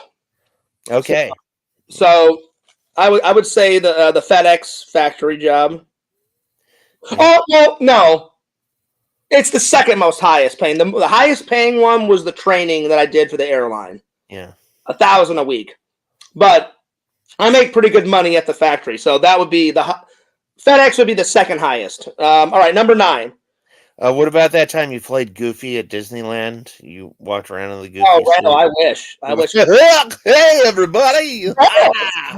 Gosh. Well, you actually have a better chance at playing Goofy because you're so tall. I'm only 5'6". The people that play Goofy have to be at least 5'9", 6 foot because Goofy's so tall. I'd have a better chance playing Mickey. Uh-huh. Hey, everybody. Ha-ha. Hiya, pals. Like, I don't even know how tall you have to be to play Mickey. I know you have to be super small. So I'd be perfect to play Mickey, Or one of the chipmunks. You have to be to play Mickey. I'll be honest, Randall. I wouldn't want to play Mickey, though, because as much as I love hanging out with all the cartoon characters and getting them in the vlog and stuff, I bet inside that suit, they get so hot, Probably like 5,000 degrees in there, yeah. And being uncomfortable at work. They probably have a coolant system in there or something like that. I mean, you have to. It's Florida, for God's sakes. Yeah. Because they don't want any of those cartoon characters collapsing over heat exhaustion and all that shit, Yeah. So, yeah. Richie, I'm telling you, Richie, you probably shouldn't have said that. I'm telling you, Randall, you thought I get it bad and you from the trolls. Yeah. The minute the trolls find out, oh, what? Richie wants to see Fears' feet? I'm telling you, Richie, they're going to be trolling you until the sun comes down over that shit. Yeah. So I would say number 9, probably getting the job at Disney. That was a lot of fun. The the Disney job. And the best job I did there before, I did 3 jobs at Disney, Randall. I did security, and then I got tired of security because I'd already done security in Missouri, and that's kind of how I got into it. I said, I want to do something else. And they said, do you want to work one of the front desks at one of the Disney hotels? And I said, sure. So for a short time, I worked at the Polynesian and worked the front desk. And then I got a promotion, and I got to do take certain tourists on tours of the park. So that was probably the funnest time, doing all the tours at Disney. What about when you worked at Death Mountain? That was pretty good, right? Mountain. Yeah. Oh, yeah, Randall. Death Mountain. Randall, and I'll be honest, if COVID wouldn't have happened, I'd probably still be at Disney. Because I didn't get fired. I left on a good note. Because of COVID, they let me and like 30,000 employees go. You know? So, yeah. Exhibition says it's okay. He is known to have a mud fetish, a shower fetish, and a wrestling onesie. This is true, Visions. This is all true. Richie, I don't know why. You're our buddy. You're our pal. I don't know why, Richie. I can understand Visions. I can understand him doing the challenges, but why must he do the challenges in a singlet? And I asked Richie one time. You have to. Well, I asked him one time. I said, Richie, did you ever wrestle in high school and you kept your singlet? And he's like, no, I never did, and I've never wrestled. I went, oh, okay. So I don't know what the singlet is about. You know, but God bless Richie. So, yeah. Richie, I know you were joking. Richie, I know I'm just protecting you as a friend. I wouldn't say shit like that because you know how the trolls are. So I would say number 9 is the Disney job, Randall. And then number 10 is when I went off on that fucking bitch that was giving me crap at the FedEx. She was the most evil, horrible bitch. And she didn't just go nuts on me. She had the most shitty... I thought we were talking about the 10 best days at work. This was a great day, Randall. To go off on that fucking bitch, oh my God, it was ecstatic. Because everyone wanted to say what I said to her. She nothing pleased this girl. She would work on the line, and she made some girl cry one day, Randall. She was like, hurry up, bitch! You're slow! Get your packages! Hurry up, bitch! Bitch this and bitch that. And then she started on me, and I looked at her and said, don't you start on me. I said, I work just as hard as everybody else. I said, you may pull that shit with that girl over there. I said, you're not pulling that shit with me. I said, I don't have time for your fucking bullshit. And I guess I dug myself a grave, Randall, because I said that. Every day she started giving me shit. And finally, I couldn't take it anymore. And I got right in her face. Well, I didn't get right in her face. Like, I was here. Here's the she's on. Let's say this is the conveyor belt. Here's your face right here. Here's her face right I didn't get right in her face. Boom. I didn't get right in her face. No, Randall, I would never hit a woman. Unless she pissed you off, then it would be no holds barred. No, Randall, I would never hit a woman. You know this. I yelled at her. You'd scream the shit out of him. I did yell at her, but I would never hit a woman. That's not me. I'm a gentleman. But anyway, she's here. She's here on this side. Here's the conveyor belt. I'm here. I couldn't take. I said, shut the fuck up, you stupid fucking bitch. And I'm like, leave people alone. I'm like, we're trying to do our work, and you're giving us shit. Fuck you. I'm like, who the fuck are you to tell everybody? I'm like, shut the fuck up, do your own work. And she didn't like that because everyone dropped what they were doing and looked over like, oh my God. Because nobody had the balls to call her on her own bullshit. And I had enough. And I'm like, what gives you the right to give me shit every fucking day? I'm like, shut the fuck up, you stupid fucking bitch. You know, and then she started yelling at me. I started yelling at her. And then finally, 3 managers come out of nowhere. And they're like, Fears, stop it. You stop it. And they put me over here. They put her over there. And they said, Fears, what the fuck happened? I said, I cannot stand that fucking bitch. I said, every day she gives me shit for no reason and tons of other people. I said, she made that girl cry one day. I'm like, that's fucking bullshit. And he goes, yeah, I know, Fears. I said, well, then if you know it, you got to do something about her. Tell her to shut the fuck up and leave me the fuck alone. So a few days go by, and she got into it with another girl, and I guess the managers got sick and tired of her lashing out on other employees, Randall. And they finally, her name was Natalie or Natalia or whatever the fuck her name was. Natalia Portman. I think her name was Natalie. I think. I can't remember because she was that big of a fucking bitch. They finally said, Natalie, we can't take it anymore. They said, we're sick and tired of you lashing out your anger on other employees. They said, you're fired. And they escorted her out. And as she left, I said, later, bitch. And I flicked her off. And, she got really mad with that because I got the last fucking word. I said, yeah, I got the last fucking word. Fuck you, bitch. Later. So, yeah. It was fan-fucking-tastic, Randall. It was great. Was it really? Well, I'm going to say yelling at Natalie was a great day because it was a great day. All right. Again, I think her name was Natalie. It started with an N-A. Natalie, Nevada, something like that. Not worth remembering her name, Randall. Anyway. All right. There's one. Randall, you start the next topic. I have to run and use the restroom. So start talking about that cheesy movie that you wanted to tell everybody. So the next topic is cheesy movies. Randall will start. I will come back and join in a little bit later because I need to use the restroom. So real quick, Randall, those are my top 10. There you are. Randall, take over for a couple of minutes.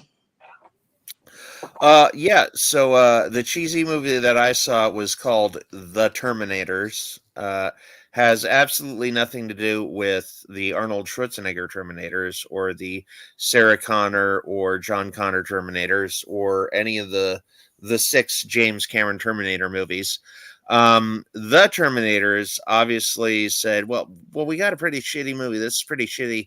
Well, you know what? We can't you can't copyright a title, so we'll just call our movie The Terminators. And it's basically about a bunch of robots on a space station. They go haywire. They come to Earth. They start killing everybody. And what's funny about this movie is that I fell asleep during the last 5 minutes, and Amazon auto-played the next movie in line, which was this movie called I think it was called Attack on Terra. And the funny thing about it is the second movie had the exact same cast, director, production company. Like when I woke up, it was like the same movie, and I fell asleep in the last 5 minutes of The Terminators. And then I woke up in the middle of Welcome to Terra, and I thought, wow, this person has a different name. That actress is different. This person is different. And then like midway through the movie, I'm like, wow, this movie is really fucking long. And then I put on the information. I was like, Welcome to Terra. Oh man, I must have fallen asleep, and then this started playing.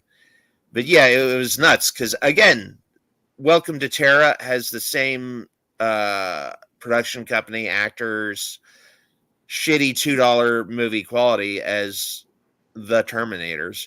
So I just thought I was watching a really, really super long movie, and I'm like, I am bored. How much longer of this is there?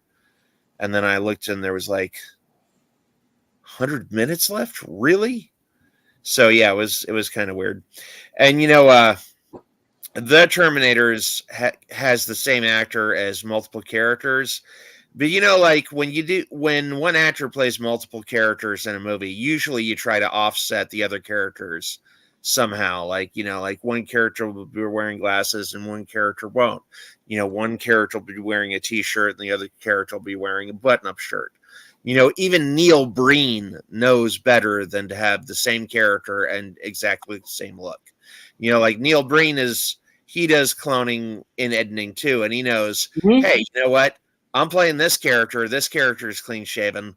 Hey, this character over here needs to have like a beard or a mustache or something to differentiate himself from this character. So when your movie is shittier than a Neil Breen movie, you've got serious issues. Randall, Neil Breen, ever since you introduced me to that guy, I would love to interview him. Love to interview him. I bet he would love to be interviewed by you too. Oh, God. Some of the shit that he's produced on YouTube, Yeah. You almost killed your best friend of laughter. I was on the floor, red tomato face Fears. Randall went to the bathroom. He comes back. He's like, Fears, what the fuck are you doing on the floor? I'm like, almost having a heart attack because these guys, I said, this guy's content on his fucking YouTube channel is mind-blowing and hilarious. So, yeah. So, oh, God. Thank you for introducing. I subscribed that day on both channels. I subscribed him on Fears Vlogs and Fears Man 26. Yeah. I was like, I'm fucking following this guy like no other. That's probably the quickest I've ever. Randall, I'd say the quickest I've ever subscribed to someone is you and probably Neil Breen. For sure. Because, of course, I'm going to subscribe to you because you're my best friend. You know? But then as soon as you said, oh, Fears, you got to check out this Neil Breen guy. I watched like 3 or 4 of his videos, and I'm like, what? I'm like, what the hell is this guy doing? Oh, man, it was good. That's not true, Visions. Vision says, Fears, did you notice that all of your best days at work involve fighting with you? That's not true, Visions. Let's refer. There's only 2. The mini golf freak out. But I had a good reason to yell at him because he fired me, Randall, for no reason. No reason. And then it felt so good to yell at that Natalie girl because she was causing shit with me and other people for weeks on end. Weeks. This went on for weeks, Visions. And she had no right not only to give me shit, because she wasn't even a supervisor. That's what I was mad about. Now, Randall, I understand. If a supervisor or a manager yells at you, you have to take their shit because they're a supervisor or a manager. But she was just a worker. And I'm like, mind your fucking business, bitch. You know? Plus, she started shit with everyone. So really, Visions, I know you're joking around, but there's only 2. So let me remind you. So McDonald's was my very first job. I was excited because it was my very first job ever. And I wore a nice shirt and shoes, and I got the job. The mini golf freak out. And then I got the supervisor job at the that was a big deal, right? Because I worked really hard and I got the supervisor job at the movie theater. And then, oh yeah, I forgot. Yeah. Well, I didn't really fight with him, Visions. I just kind of flicked him off. You know? And he didn't even really see me. But it did feel good to flick him off, Randall. So I would just say those 3. But not all of them. Because I didn't really fight with that guy. Because he was so old, Randall. As he turned away, I just kind of went like that. So he didn't even really see me, Visions. So yeah. So I didn't really fight with him. He just said, you're not doing anything, Fears. You're just standing by the fan, just being a lazy shit, not doing anything. So I'll be honest, I've changed a lot since from there. I was a whole different Fears back in the day, you know? Randall, you saw a little bit of it in film school. Back in the day, I was an asshole. I was an asshole back in the day. You couldn't tell me anything. I'm right, you're always wrong. All that shit. So Randall got to experience it a little bit. Not a lot, a little bit, though. And then the airline job, and then the Google reviews. Yeah, that's right. You should go into MMA first. Go into MMA. MMA? Be in the UFC. I'm too short for that shit, man. You could be in the UFC featherweight. But yeah, Visions, I don't want you to get the wrong idea about me. I've changed a lot, but Fears did lose his patience a lot back in the day. But yeah. But you know what, Randall? We all go through those changes, you know? So if I had to do it all over again, Visions, of course I would change my attitude on some things, but I didn't fight a lot. It was one of those things where I got mad, it took me like a good 20 minutes to calm down. Now if I get mad or frustrated, it usually takes me like 2 or 3 minutes to calm down. So yeah. So I definitely have changed a lot, you know. Yo, what's up, Walter? Good to see you. So just to recap, McDonald's my first job, the mini golf freak out, being a supervisor for the first time, because that was the first time I was ever a supervisor, Randall. I've been a supervisor since then. Goofing off with my friends at the car wash, the airline job, the Google Hangout review, which I still do. I haven't done one in a while, Randall, but I still do the Google reviews. Working as a camp counselor, that was a really fun job, Randall. That was a lot. Not only did I get to teach a movie class and do whatever the hell I want, we made a really cool film every single time at my church camp. We got to debut the film at the end of camp. Everyone loved it. So that's one of my favorite gigs I've ever had. Yeah, you had the Friday the 13th marathon, right? Yeah, Randall. No. I wish, Have that at a camp, church camp. That'd be great. I shit you not. Randall, I shit you not. At one of my church camps, late at night, there was a bridge. There was a bridge that went across the lake. There was a long bridge that went across our lake.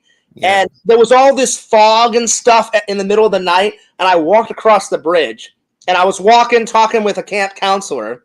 Yeah.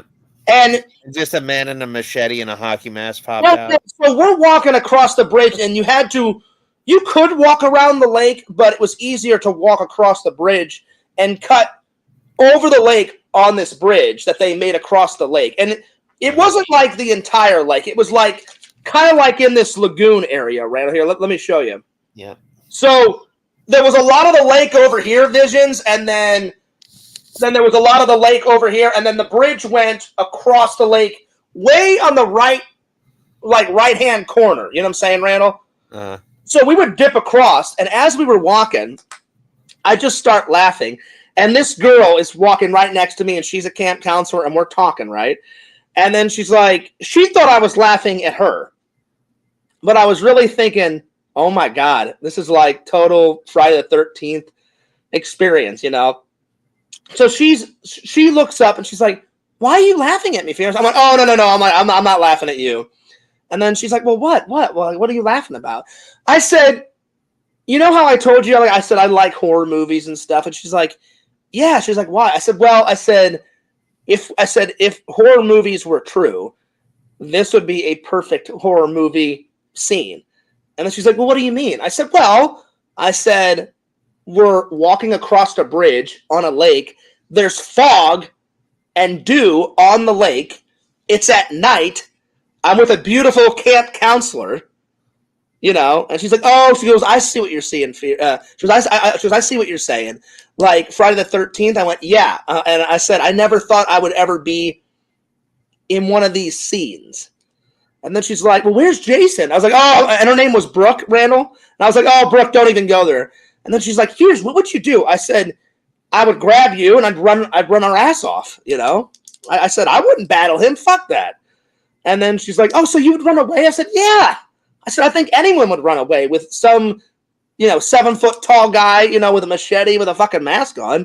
I said, if they didn't run away, they'd be a fucking idiot, Would they? Oh, yeah, for sure. So, yeah. Good to see you, Walter. Vision says, oh, okay, thanks for clearing that up. Yeah, I mean, I'll be honest, Visions. I didn't want you to get the wrong impression. Back in the day, Fears was very immature. Very immature. For some reason, I was angry a lot. Hang on, Randall. Someone's calling my phone. Give me 1 second.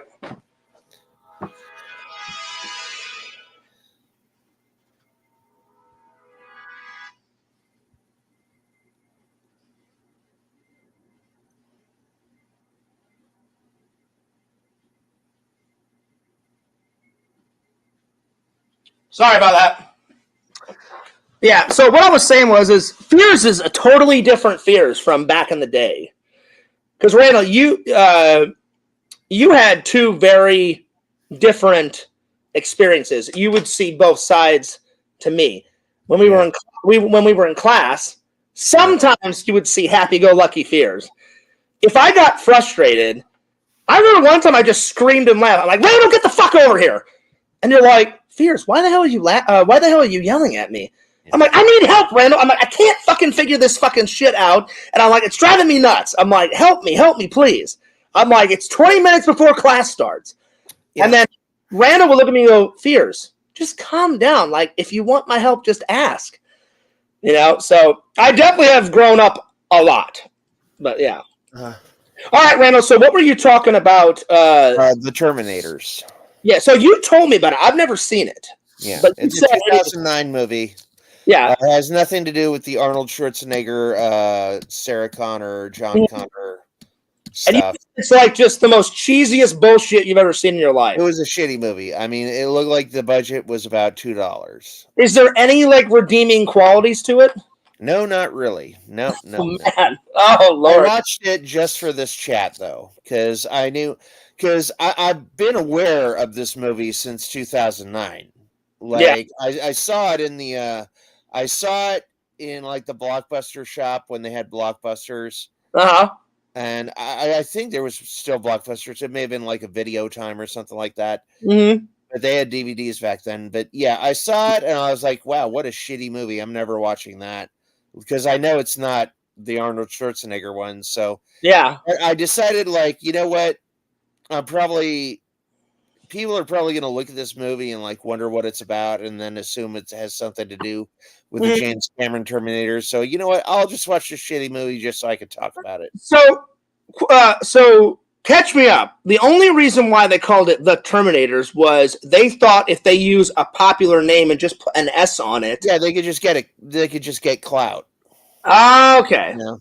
They just did it because they're like, well, if people think it's The Terminator, people are going to watch it just out of curiosity. Well, unfortunately, they did not get any clout, and it was like shit, garbage, terrible. Yeah, it's pretty horrible. Okay. Wow. Pretty horrible movie. And the here, I got to get up for this. So there's one scene in the movie where the Terminators attack downtown. Yeah. And on the outskirts of town, at the very like far end of town, like this woman, this like mom comes up to the sheriff, and there's a giant explosion in mid downtown, and the sheriff is just like this. He's just like looking at it with no expression whatsoever, going like, okay. All right. Like there's a nuclear bomb happening in the middle of the city. It's just like,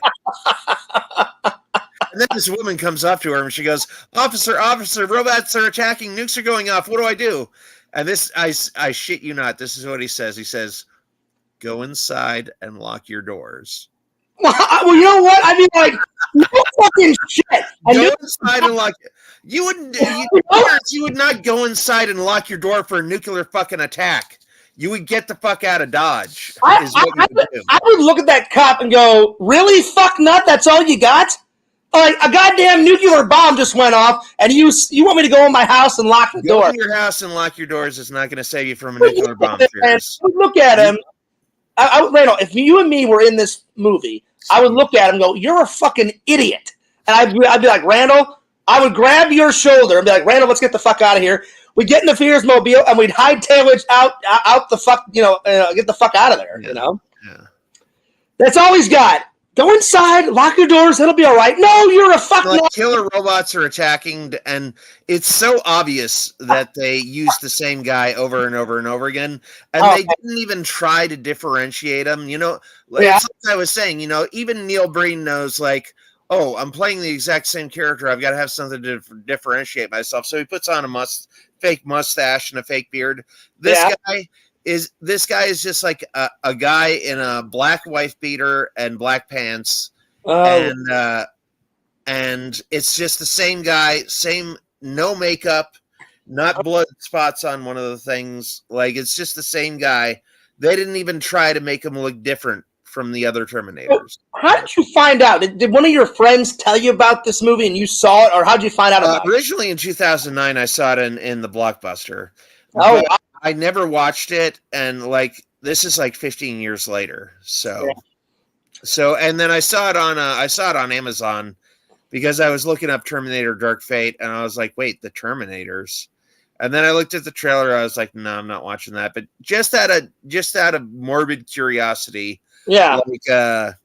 like 2 or 3 days ago, I finally caved in and said, you know what, I'll just watch it and see. Well, you actually pulled a joke on me before this stream. You went, hey, Fears, have you ever seen the Terminators? And I thought you meant the James Cameron film. And I said, I know, that's what everybody thought. So I was like, yeah, of course. I'm like, I love Terminator. And you're like, no, Fears, have you seen the Terminators? And I was like, Randall, what are you talking about? I'm like, I've seen Terminator 1, 2, 3. I thought you meant with the S, like Terminators, like all the series. So I was like, yeah, I've seen every single one of them. I own every single Terminator. Yeah. And you're like, oh, they're like, Fierce, you haven't seen all the Terminators. And the way they can do this is technically you can't copyright a title. Yeah, so all they really did was... if I wanted to make Terminator 2 Judgment Day, I could, you know? Well, I mean, you could, Randall, as long as you put an S on it. The Terminator Judgment Days, you know, or whatever, you know? Or Terminator Judgment. Yeah, exactly. As long as you change it... Terminator. As long as you change it with one fucking letter, you're all right, buddy. Yeah. I can't believe they had the balls. They're like, you know what? Fuck James Cameron. Fuck his work. I'm just going to put an S on it and call it mine. Yippity doo-dah, you know? I'm going to make the RoboCop. Or just put... Or what if they changed it to this, Randall? Like, instead of RoboCop, Robot Cop. Yeah. That would be hilarious, you know? Yeah. You are right, Visions. Randall, I couldn't believe that Visions did this. I thought he was joking around. He got my last name tattooed on his foot. That is a dedicated fan.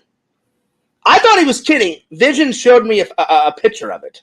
Did you hear about this? No. I thought he was kidding around. So, Walter, Visions already beat you to it. Not only is Visions a good friend to Randall and me, Visions, you didn't have to get a tattoo of my name on your foot, but man, he had to. No, it was a command. No, he didn't. Randall, I gotta say, I was impressed. I was like, that is the epiphany of being a fan. You know, You know. Oh wait, no, epiphany's the wrong word. What is Epitome. it? What's the word? When Epitome. Epitome. Yeah, epitome. Excuse me. Oh, God, I'll never live that one down. Randall, you know the trolls will bring that up. But, yeah. Walter White says Pixar didn't happen. That's what I meant to say, Walter. The epitome. Excuse me, I'm a little tired. The epitome of being a fan. Oh, no, Walter, it happened. He sent me a photo. I couldn't believe it. I was like, you didn't really get a tattoo on there, right? He goes, oh, yeah, I did, Fears. I was like, nice. That's awesome. I've never had a fan do that, you know. But Randall, I think of Visions more of a friend now. He's a fan and he's a friend. Dude, he's got you and me, our artwork in his office. How cool is that? Remember I showed you that photo? Yeah, that's pretty cool, man. Randall, you're freaking me out with those googly eyes. Every time you got googly eyes, I'm like, what the fuck is Randall doing? You're like, yeah, Fears. Yeah, man. I'm like, what the hell are you doing? You know? It kind of freaks me out sometimes, Randall. Yeah. So, Terminator's crap garbage movie. So my next question is 1 out of 10 stars.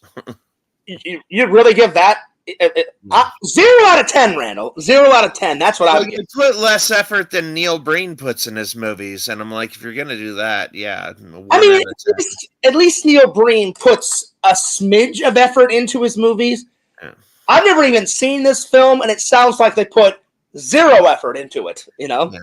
So, Randall, when you leave, I'm going to look up the trailer. I'm going to look up the trailer and watch it. Look it up right now. Well, I want to finish our conversation. Visions also wants me to look up Robo Vampire. That sounds fucking hilarious. If that's even worth watching, Randall, I'm adding it to the list. So, let me write it down. The Terminators, so I won't forget. The Terminators. And then Robo Vampire. And also look up HoboCop. HoboCop is HoboCop? HoboCop. Oh, Lord. Oh, God. So, Randall, my next question is why do you think people like cheesy movies? I can tell you why I like them. But in general, why do you think people like them? Except for Trauma, I don't think that any film company intentionally goes out of their way to make shitty films. I think they're just shitty filmmakers, and they try to do their best, but they just fail so badly. But, I mean, I'll give you an example. Sometimes people want to make a cheesy film. Like I'll give you an example. A perfect example of a funny, cheesy horror movie is, without a doubt, Killer Clowns from Outer Space. they didn't want to take themselves seriously. They wanted to make a funny horror film. Yeah. But it is cheesy.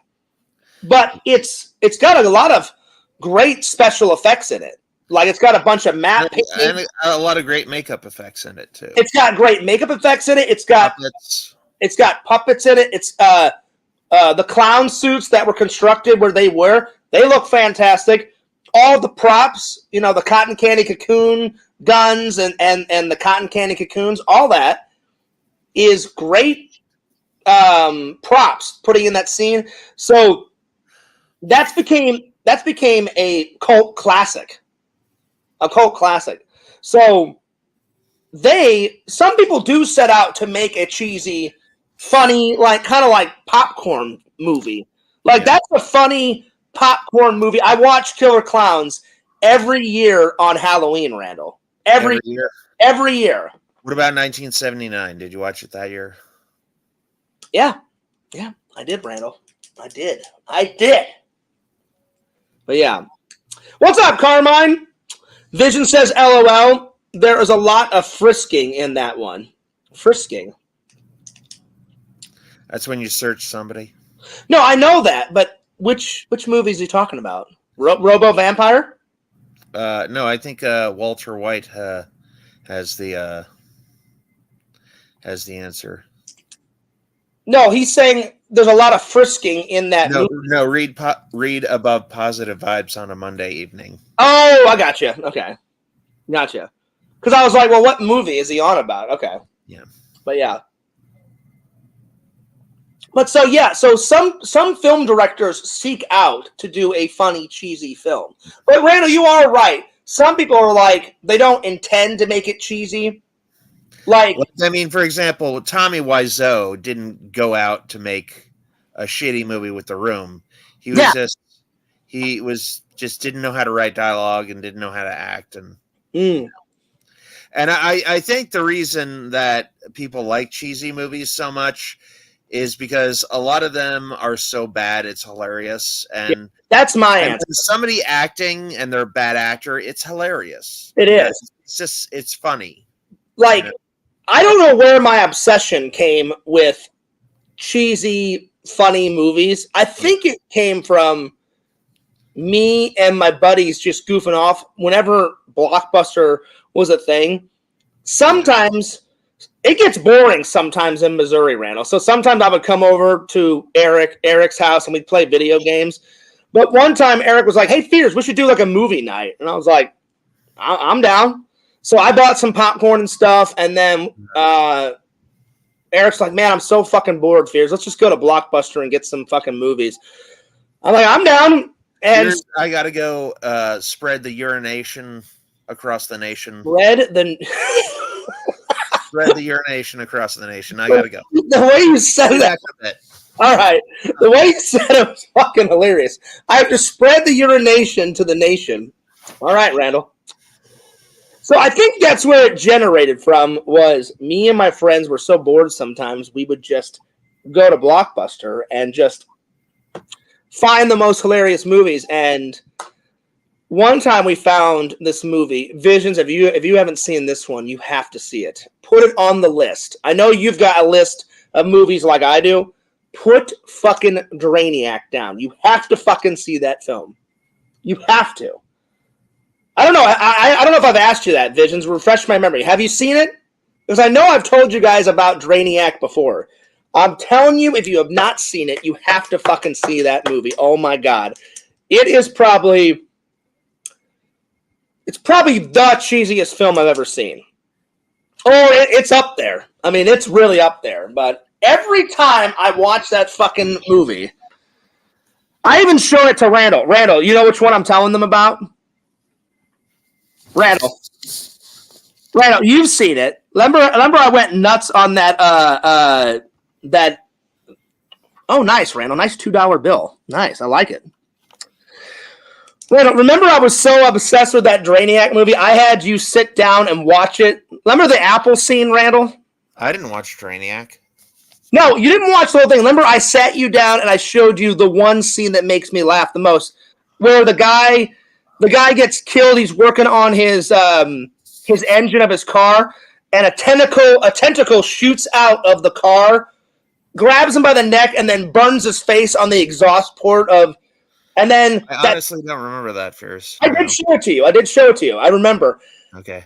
A fat guy that has nothing to do with the film walks into frame after this guy gets killed, takes a bite of a fucking apple, and then he goes, "Wow, that was peculiar. Well, see you later." And he just walks off camera. And every time me and Eric saw it, we were fucking losing our goddamn minds.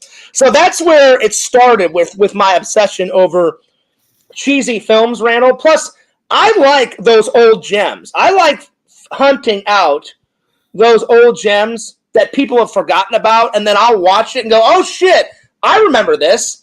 I'm not saying nobody but Troma makes bad movies, but I'm saying mostly people that do cheesy movies typically are trying to make the best movie possible. Yeah, they are. It just shit.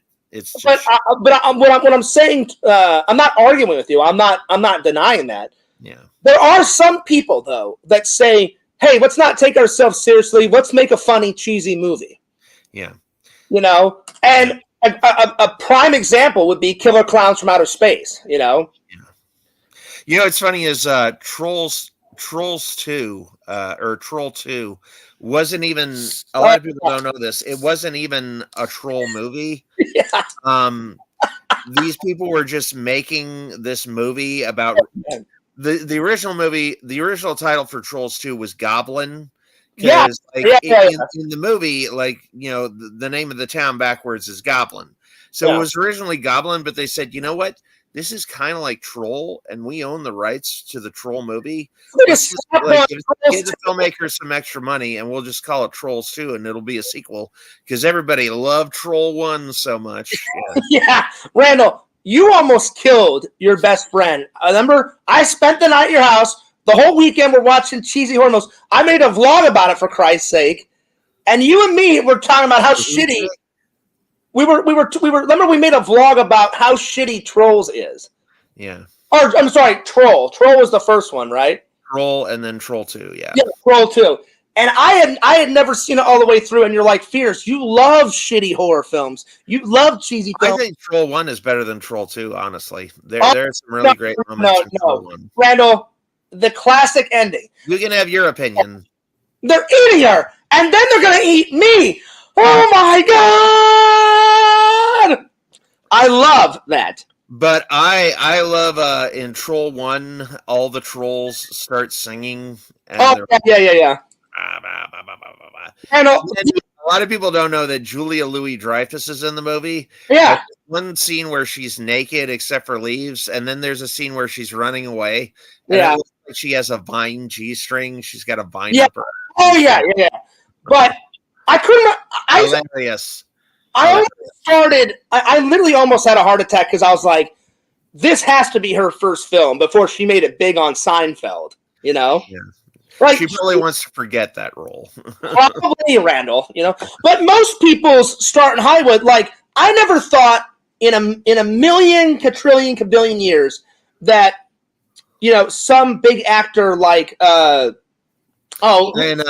who's that famous guy, Randall, that was in Attack of the Killer Tomatoes? George Clooney. Yeah, George Clooney. No one would ever think he is a fantastic actor. He's played. Sonny Bono was in Troll 1. He's been Batman, for Christ's sake. He's done a million action films. He's done drama.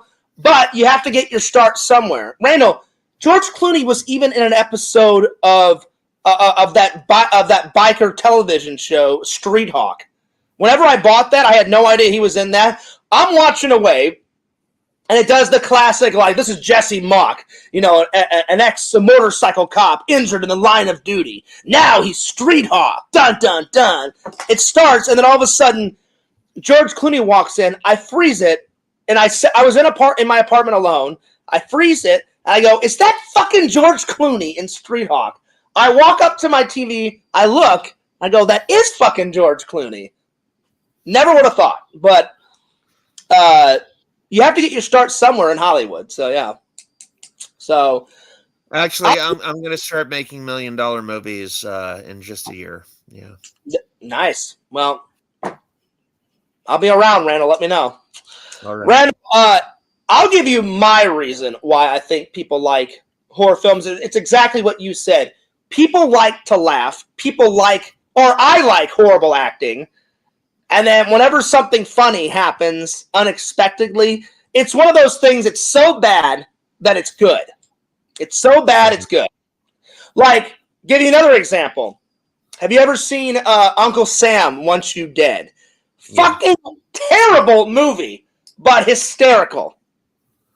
Hysterical. Or Jack Frost, the non-Michael Keaton one. Oh, yeah. There's another movie. They're both called Jack Frost. I've got them, Randall. They're up there. Both of them? You got the Michael Keaton one and the... I've got them. Hang on. You got the Michael Keaton one and the shitty B-movie version one? I got them. Jack Frost 1. Jack Frost Part 2. Where's the Michael Keaton one? Jack Frost 2, The Revenge of the Mutant Killer Snowman. Where's the Michael Keaton one? It's in the other room, Randall. It's in the other room because that's on DVD. Go get it, Beers. Do you really want me to go get it? No. Okay, good, because I wasn't. Yeah. So, yeah.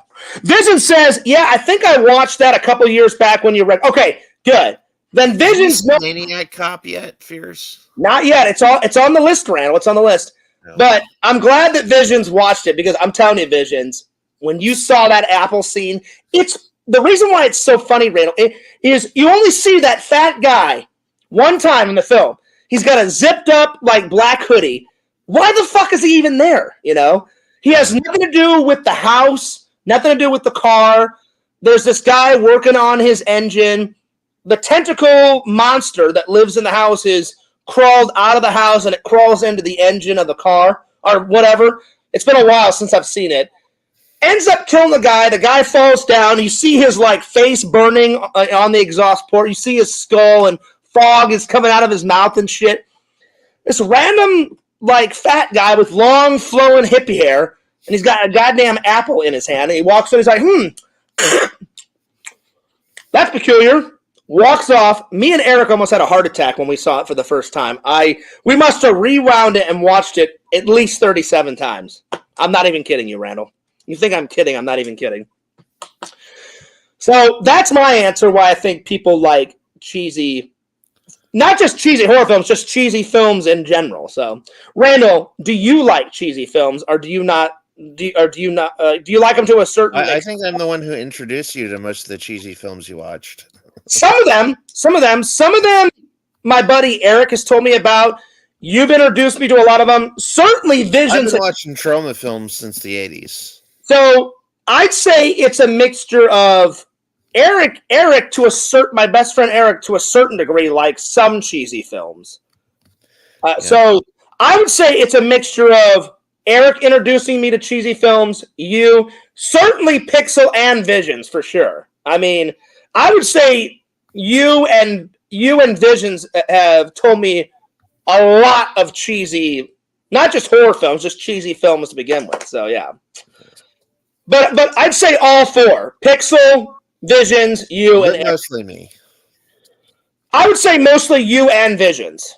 Like Pixel's told me about a few of them. So has Eric, but you and Visions have told me about a lot of them. Randall, I've got a list. I know for a fact. Let me see. You got a lisp? I don't hear your lisp. Don't even go there, Randall. Fuck you. Don't even go there. I don't have a lisp. So, Randall, I believe Maniac Cop is on this. Hang on. Yeah. I haven't seen it. Read us the ones that you haven't watched yet. Okay. Well, there's a lot. The ones that are not crossed off. The ones that are crossed off I have seen, but there's a lot of them that I haven't seen. I've been trying to get to them. Yeah.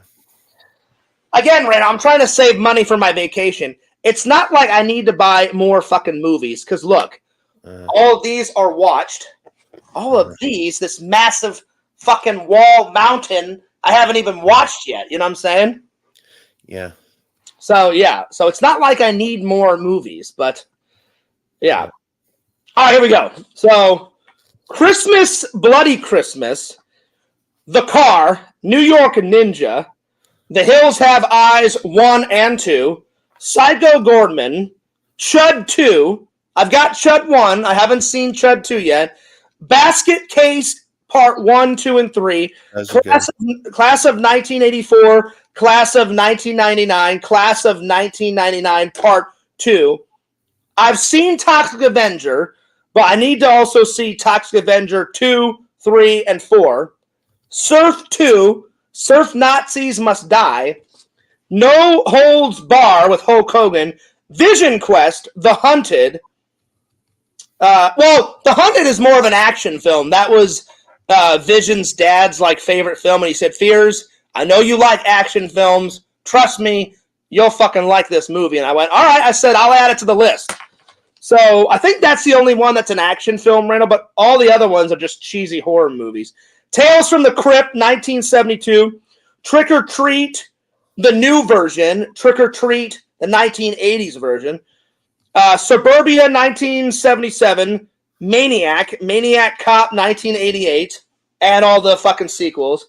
Double Down, Death Race, 2000. Death Wish, 1974. KFC movie. Twisted Paris. Serpent's Kill. Return to Savage Beach. Graduation Date, 1981. Then Visions told me about this crazy fucking movie. Randall, have you ever seen the 80s version of Mother's Day? No. Oh my God. Within the first 10 seconds of the fucking trailer, this evil fucking woman that lives in the woods is "Yeah, kill that guy in the white car. Do it for mama." And this guy cuts this guy's fucking head off with a machete, Randall. It's insane. So I was like, "Oh, I'm adding that to the list." So Mother's Day, 1980. Triggered. Day of the Warrior. Hard Ticket to Hawaii. Moontrap. Now, I found Moontrap by myself, Randall. Hard Ticket to Hawaii, and what was the other one? Day of the Warrior, The Triggered, Hard Ticket to Hawaii. It's not The Trigger, it's Picasso Trigger. Oh, I'm sorry, I misread it. I just put down Triggered. So what is it called? Hang on. Picasso Trigger. Okay, There's no ED at the end. Okay. Let me fix that. And I wrote a letter to the director of those movies, and he sent me back a screenplay for Return to Savage Beach. His name is Andy Sedaris, and he is one of the B movie kings. He made 12 films in the Bullets, Bombs, and Babes collection, and he is a horrible. I don't want to say he's a horrible filmmaker, but he knew what audiences wanted. Bullets, Bombs, and Babes, and he always delivered. And his movies were always shown on Joe Bob's Briggs' Night at the Drive-In. Yeah, and he was actually friends with Kevin Eastman, the guy who made Teenage Mutant Ninja Turtles. Oh, nice. And, Kevin Eastman was in a few of his films, and his wife Julie Strain, Kevin Eastman's wife, who was the inspiration for the character in Heavy Metal 2. She was in a lot of his movies. Right. I just like those old lost gems. I messaged Visions last night. I just bought a new lost gem. Randall, do you remember this from the Nickelodeon the Nickelodeon days? Are You Afraid of the Dark? I bought the entire series on Blu-ray last night. Are You Afraid of the Park? Don't even go there, Randall. Fuck you. Fuck you, Randall. You lie, Randall. You lie. Ren and what? Ren and Gimpy? Ren? Are you fucking serious? Randall, that was actually pretty good. I'm fucking losing it. Ren and Gimpy? That was fucking great. Yeah, I'm gonna go sit down and make some popcorn. I'm gonna watch a good episode of Ren and Gimpy. Randall, what if they actually fucking made that? I would lose my mind. What if I made that? Oh, Randall, you have to. A cartoon version. Have Fears Man hang out with Ren and Gimpy. I'd fucking lose my goddamn shit. I swear. That would be great. Yeah, let's watch some Ren and Gimpy. Oh my God. I can only imagine what that would look like, Randall, in my fucking brain right now. Oh my God. So anyway, did you ever watch that series, Randall? Are You Afraid? Yeah, Ren and Stimpy. I watched it all the time. It was great. No, not just that. I love Ren and Stimpy. We need to recreate our version of that commercial, Randall. Yes, log. First things first, Fears. First things first. I know Fears Man's first, but before I die, I gotta see you and me's recreation of yes, log. All kids love log, and then that little fucking commercial with a little song. Log rolls downstairs, runs over your neighbor's dog. What's great for a snack and fits on your back? It's log, log, log. I don't remember the whole song, Randall. That's all I remember, but yeah. Those were the days, Randall. But did you ever watch Are You Afraid of the Dark? You never watched an episode? Oh, man. I used to watch it. Too cheesy, too dumb, too kiddie. I'll be honest, Randall. I watched it like when I was 9 or 10. Some episodes are really good, and I never got scared, but I got a little creeped out when I was like 8, 9, whenever I watched it, whenever it came out. I was young. When it came out. 8, 9, 10-ish, somewhere around there. And my favorite episode is the Ghastly Grinner, because I bought a movie prop. I bought a replica of the Ghastly Grinner comic book. I've shown it to you, Randall. It's that clown with the blue ooze like coming out of the guy's mouth and shit. That's my favorite episode. And so when I found it on Etsy, it said it's a bootleg version that someone took all of the old episodes, and he said, I've got every single episode. I digitally remastered it, and I put them all on Blu-ray. Do you want it? I went, oh, hell yeah. So it was only $25. So, yeah. So I'm going to watch them all, kind of go down memory lane, and I cannot wait to review it for the fans. So as soon as I get it, it's supposed to be delivered to my house in like 3 or 4 days. Is it? All yep. Right. So as soon as I get it, I'm going to put everything on hold and start watching every single one of those episodes. And Randall, did you know this? A tidbit. The very first thing that Neve Campbell ever did, I don't know if it's her first thing. It was one of her first gigs. She did an episode of Are You Afraid of the Dark? I don't remember what episode, but she's like, I don't know, 15. It was the stripper episode, Fierce, the one with the stripper. Yeah, Randall. Yeah, I wish, Randall. I wish. Neve Campbell is a stripper. Listen, you know I love Neve Campbell. You know how much you love Amy Jo Johnson? I don't care that Neve Campbell is 50 or going to turn 50. She is a fucking hot 50-year-old. I would date her in a fucking second. What about Jennifer Love Hewitt? I mean, she's hot too, you know. Neve Campbell is hotter.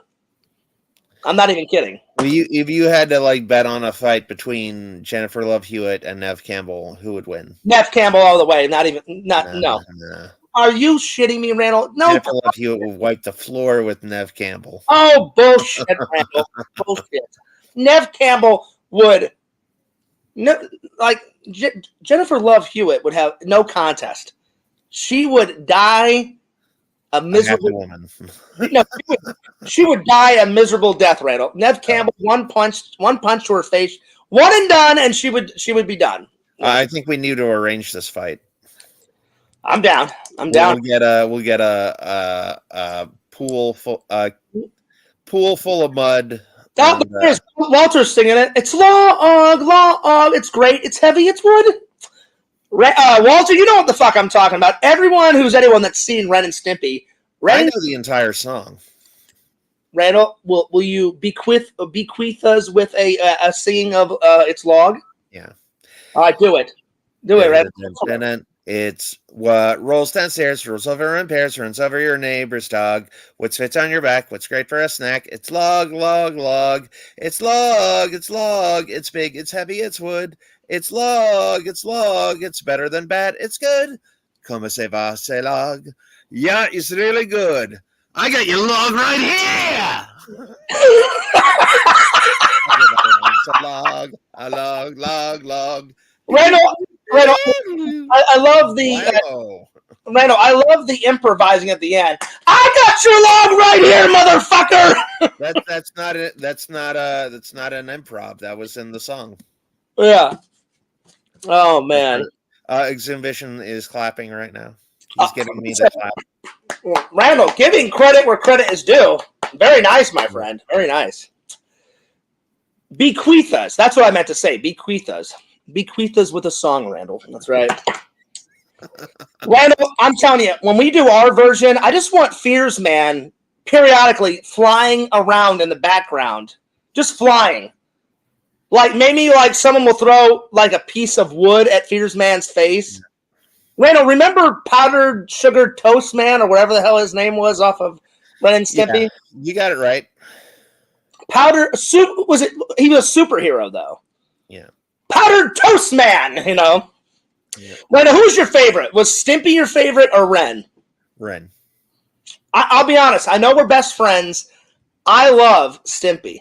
Stimpy was my favorite growing up. I mean, Ren was great. He was funny, but I just like Stimpy just a little bit more, you know? But anyway.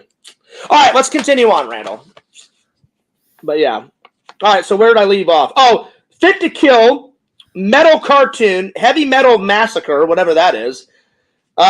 Galaxy of Terror, Goodfellas, Casino. Again, those are... Goodfellas, not Goodfellas.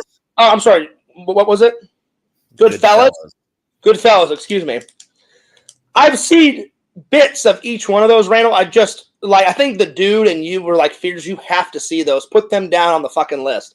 And you really can't call yourself a film buff unless you've seen those movies. I've seen bits of it, but I remember the dude and you were like, no bits, Fears. Watch the whole fucking movie. And I was like, all right, I will. See Citizen Kane yet?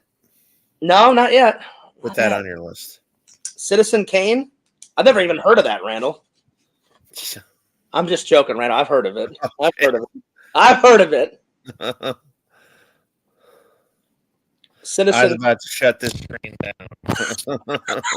I've heard of it, and I've seen like one or two scenes, but I've never seen the whole thing. But I've heard of it. Yeah, it's one of Steven Spielberg's best films. It's great. Then Cannibal, the musical. Visions told me about that. I watched the trailer. I thought it was fucking hilarious. It looked hilarious. Yeah. Shocker, 1989. Randall, I'm not even going to try to pronounce it. I wrote it down, but it's that old-ass vampire movie where the guy's got like a hump on his back and he's got 2 buck teeth and super... Nosferatu. Yeah, I didn't even know how to pronounce it, but Visions was like, Fears, you got to see that. It's one of the greatest vampire movies of all time. And I was like, all right, I like vampires. I like monster movies. Wrote it down. Rosemary's Baby. I've seen half of Rosemary's Baby, but not all of it, Randall. Then Hollywood Chainsaw Hookers. Another recommendation by Visions. Some crazy hot sluts killing people with chainsaws, going fucking ballistic. All right. The Reanimator, The Slumber Party Massacre 1, 2, and 3. This ain't a horror movie, Randall. I'm just dying to see it. 1971, The Omega Man. Vision suggested Heavy Metal Parking Lot. Rolling Thunder, 1977. Horror. Yeah. 1991. That was another recommended from Visions. I thought he was kidding. Just some movie called Horror. Beyond, Booty Call, 1997. Castle Freak. Ticks. Evil Tunes. BMX Bandits, 1983. Then you suggested Mantis, Nightman, Sliders. I don't know who... and then you suggested Time Tracks. I don't know who it was. Someone suggested Freaked. And then I suggested that one, yeah. That's you did too? Okay. The Florida... I think somebody else might have suggested it too. Okay. Freaked is good. It has Alex Winter, and then like for maybe half a minute, it has Keanu Reeves. Oh, okay. Bill and Ted. Then I believe Vision suggested The Florida Project. Visions also suggested Welcome Home, Charles. That trailer was hysterical. 1987 Slaughterhouse. Life Force, 1985.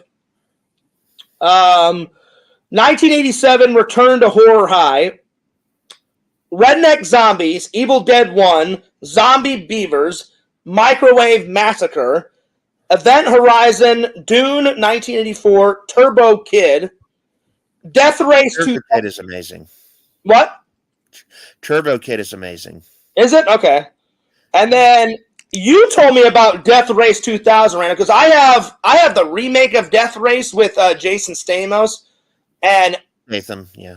And I love the remake, so I looked at you and said, well, Randall, if I love the remake of Death Race, I can't wait to see the original 70s Death Race 2000, because when I watched that trailer, you were not kidding, Randall. It's like half horror movie, half action movie, half sci-fi movie. It's got like all the best gems of a movie that you want to see in a fucking movie. I cannot wait to find that. Oh, yeah. Yeah, and Sylvester Stallone is in that one. What, Death Race? Yeah, as one of his early roles. Really? Damn, okay. Scanners. That's a good one. And then the last one, Phantom of Paradise. Yeah, that I was gonna make sure you had that one on there. That's a really good movie. Phantom of the Paradise is basically a disco version of Phantom of the Opera. Oh, really? Oh, okay. It was made back in the 70s, and it was made by the guy who made Mission Impossible 1. Oh, wow. The guy that did, the guy that did Snake Eyes with Nicolas Cage. Randall, refresh my memory. Is Mission Impossible 1, what's the scene where he's hanging from wires and he's like that? Is that in 1 or is that in 2? That's in 1. Okay, and you... Actually, I mean, they did it in 1, but they did it in a lot of the other ones, too. Okay, but the first time they did it is in 1. Because the first time I'm like, they've done it in many of the films, and you're right, Randall. But I was like, when was the first one? Because I remember them watching that with my dad. My dad's like, "Hey, John, check out this cool scene. Tom Cruise, his character's hanging from wires, and he's like this, and then he leans over and he like types in a security code like in the laptop, and it like diffuses all the laser beams off the floor or some shit." Yeah, and I was like, that scene was known as the penny scene. And the reason the cast and crew called it the penny scene is because Tom Cruise, when he fell down to the floor, he would keep hitting his head because his body was off balance. So what they decided to do was they got a bunch of pennies. They had a bunch of pennies, and they put him in his shoes to like balance it out. So when he dropped down to the ground, he didn't like bump his head because he kept bumping his head the whole time. So the pennies in his shoes balanced out the. I didn't know that. Wow, okay.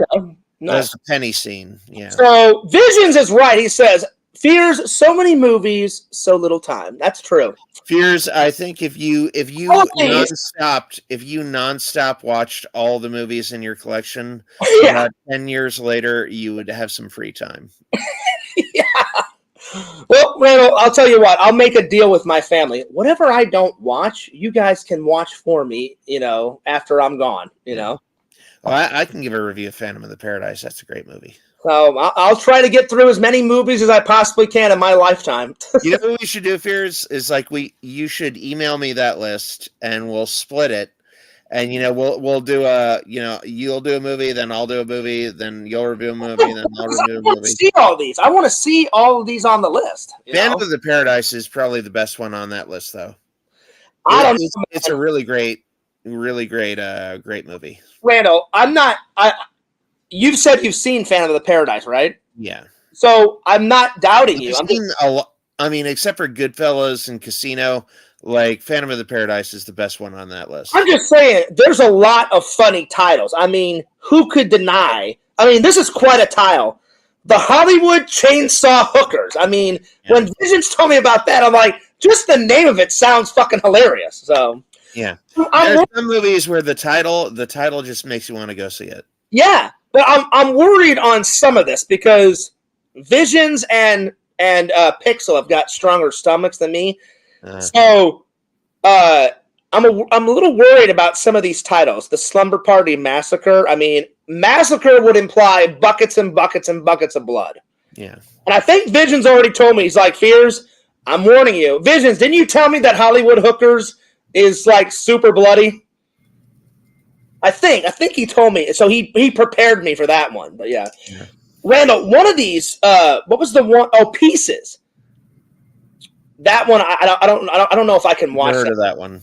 Pieces. I don't know how they got away with this in the 70s, Randall. In the fucking trailer, you see this little boy just straight up just murder his sister and hacks her to pieces multiple times with an axe. I mean, a lot. Like he like hits her at least 10 times with an axe. Blood is all over the fucking room. Blood is all over his face. Then he hides his sister's corpse, I think, like in the closet. Oh no, he's in the closet, and he blames, oh mommy, somebody came in and like attacked my sister, and then the cops are there, and then they're like, well, where did he go? And he goes, oh, he jumped out the window or some shit, and he's covered in blood, Randall, from head to toe. It's insane, dude. Watch that trailer, Randall. I don't remember all of it, but that's pretty much, it's fucking nuts, man. And it took me twice, Randall. The first time Visions had me watch it, as soon as the girl gets whacked in the head with the first time, I was like, I don't know if I can watch it. And then a couple months later, I came back and watched the whole thing, and whew, it was nuts, Randall. So on your own time, watch that trailer, buddy. So yeah. Vision says, yeah. Watch it right now. Okay, here we go. And play. All right, go ahead. Let's see how Randall reacts to this. It's insane, Randall. It's nuts. It's Vision says, yeah, it's kind of gory. Also, the guy that plays Leatherface is in it. No. So you make. I'm not watching it. I'm joking. I'm not watching it. I'm joking. Oh, I thought you were. No, I wasn't. And watch it after the stream, dude. He hits her like multiple times. A couple times in her face with the axe, then a couple of times in the chest. She is like a lifeless dead corpse. There's nothing left of his sister after he like hacks her to pieces. So, yeah. You know what? You know what's funny is like Star Wars is comparatively gory. Like the first 1 and 2 Star Wars films, they're comparatively gory to films of that time. Yeah, you know, like in Star Wars 1, Obi-Wan Kenobi chops that guy's arm off, and there's blood and everything.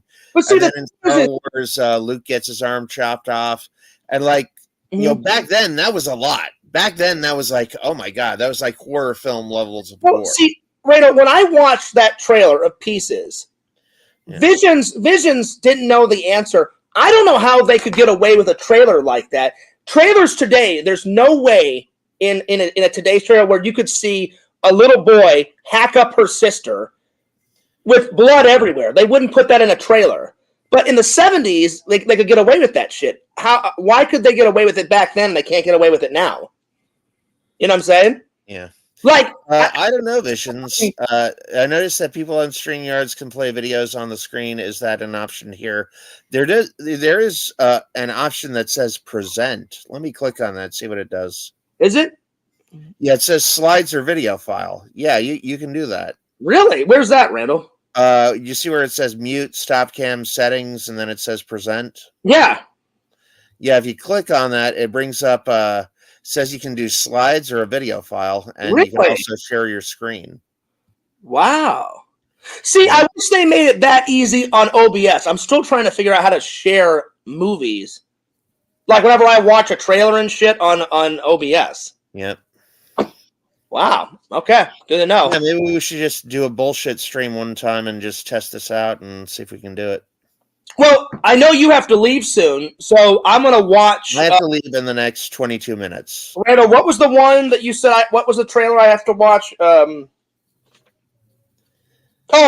have to watch Robo Vampire and the Terminators, and then Hobo Cop. So if I can figure this out, I will. Cop wasn't real. I was just messing with you. I was looking forward to it. You know what, Randall? I'm actually going to type it in and see if something comes up. Yeah, somebody. I bet on YouTube somebody's made that. I bet on YouTube there's a Hobo Cop. I'm going to type in Hobo Cop the trailer and see if it pops up randomly. You know. Yeah. Well, I'm going to do a test, and once you leave, I'm going to try and use that present. There's a movie called Hobo with a Shotgun. Have you ever seen that one? No, never heard of that one. That one has Rutger Hauer in it. Rutger Hauer was the guy who played the evil machine in Blade Runner. I'll be honest, a lot of my obsession with not just cheesy movies, I like watching stuff from the past because, to me, I'm not saying in today's market, Hollywood doesn't try. Sometimes they try and put a lot of effort into movies. Other times they don't. It's just, hey, let's make something quick and get a quick buck. Like I'll be honest, Randall, if you watch, they don't make television shows like they made, like Little House on the Prairie is one of the best sitcoms I've ever seen in my life. The production quality, they deliver a good message. They put a lot of time and effort. They built an entire city out of scratch, and it was like an old Western town. They would never do that for a television show these days. Yeah. I'd say one of the best recent television shows that I've watched that put a lot of fucking effort into it. You can like it or hate it. I loved it. I just bought the whole, all the seasons on Blu-ray a couple months ago. Power Rangers. I mean, that is a good one, Randall. The Walking Dead is a fantastic television show where they put a lot of super good quality, the filming of it, the production value, the sets, the makeup for all the zombies. That's a great TV show that they put a lot of fucking effort into it, and I cannot wait. I've seen almost every episode, and then eventually I stopped because I started watching other movies. And then one day when I was doing a nerd haul, I said, oh my God, is that the whole complete series of Walking Dead in Blu-ray? I grabbed it. I went, oh, well, I'm adding that to the fucking nerd collection. So eventually I'm going to sit down and watch all of that because I've never watched the entire, 11 seasons of Walking Dead or whatever the hell it is. So yeah. All right, Vision says, yeah, it's kind of gory. Also, the guy that plays Leatherface is in it, so you may like it. Oh, nice. Well, I was going to like it either way, Visions, because it had a fucking hilarious title. But the goriness was having me worried, Randall, because a little blood for fears will get the job done. If it's buckets and buckets and buckets of blood, it kind of makes my stomach queasy, so... But which Leatherface, Visions? Are you talking about the original Leatherface? Because, Randall, I've met a couple of Leatherfaces. I've met the Leatherface that played him in Part 2. I've met the guy that played Leatherface from Part 3. The only Leatherface that I haven't met from a convention is the original Leatherface that played. Did you see the Leatherface from Pulp Fiction? He was pretty good. Yeah, you're hilarious, Randall. You're hilarious. You're funny, Randall. Bump. That's how I make my money, people. And I'm telling you, when I met the guy, I actually got to interview the guy that played Leatherface from Part 2 and from Part 3. Gunnar Hansen? No, he's the main guy. He's the original, right, Visions? He's the original guy. I met the guy that played Leatherface in Part 2 and Part 3. Nicest guys in the world. And he said, yeah, it's weird. We're like such a nice guy, but we play a psycho killer on camera that has an obsession with killing people and eating people's dead corpses and wearing their face. Mutilating bodies and wearing flesh on my face.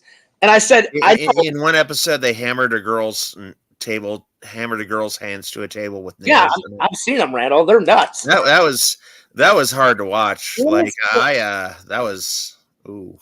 It just makes you think, who comes up with this crazy shit for a movie? Oh, I know. I've got an idea for a movie. How about we have some big fat guy running around the woods with a chainsaw, and after he kills his victims, he eats part of their bodies? Well, Texas Chainsaw Massacre was based on a true story. Oh, yeah, I know. It's based on that killer from Plainfield, Wisconsin. What's his name? Ed Gein.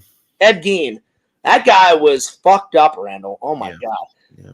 And I've watched the Ed Gein. They recreated a movie about his life, Ed Gein, and Kane Hodder played Ed Gein.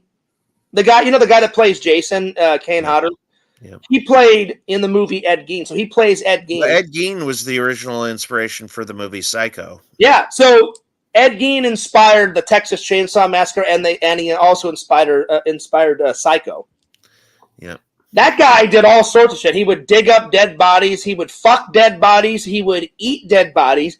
He killed some old lady, and then he cut her skull, the top of the skull, and turned it into a fucking soup bowl. So he ate soup out of the top of her skull. Who the fuck does that shit? That's insane. Exhibition says Gunnar Hansen does that shit. Yeah. Well, yeah. I mean, anyway.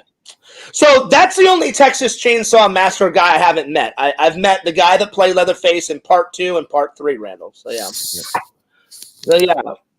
Vision says, good. Yeah, I guess so. Yeah. Why don't you pour me a bowl of soup, Randall? Here, use this. Yeah.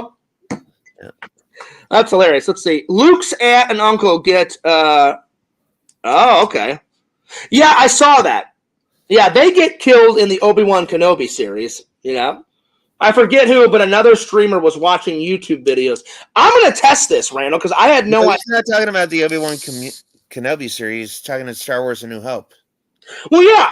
He burnt to a crisp, and they're like corpses or charred skeletons. I know, but in the Obi-Wan Kenobi series, they also get like beat up, and they get really badly wounded from another. I don't want to. They get wounded.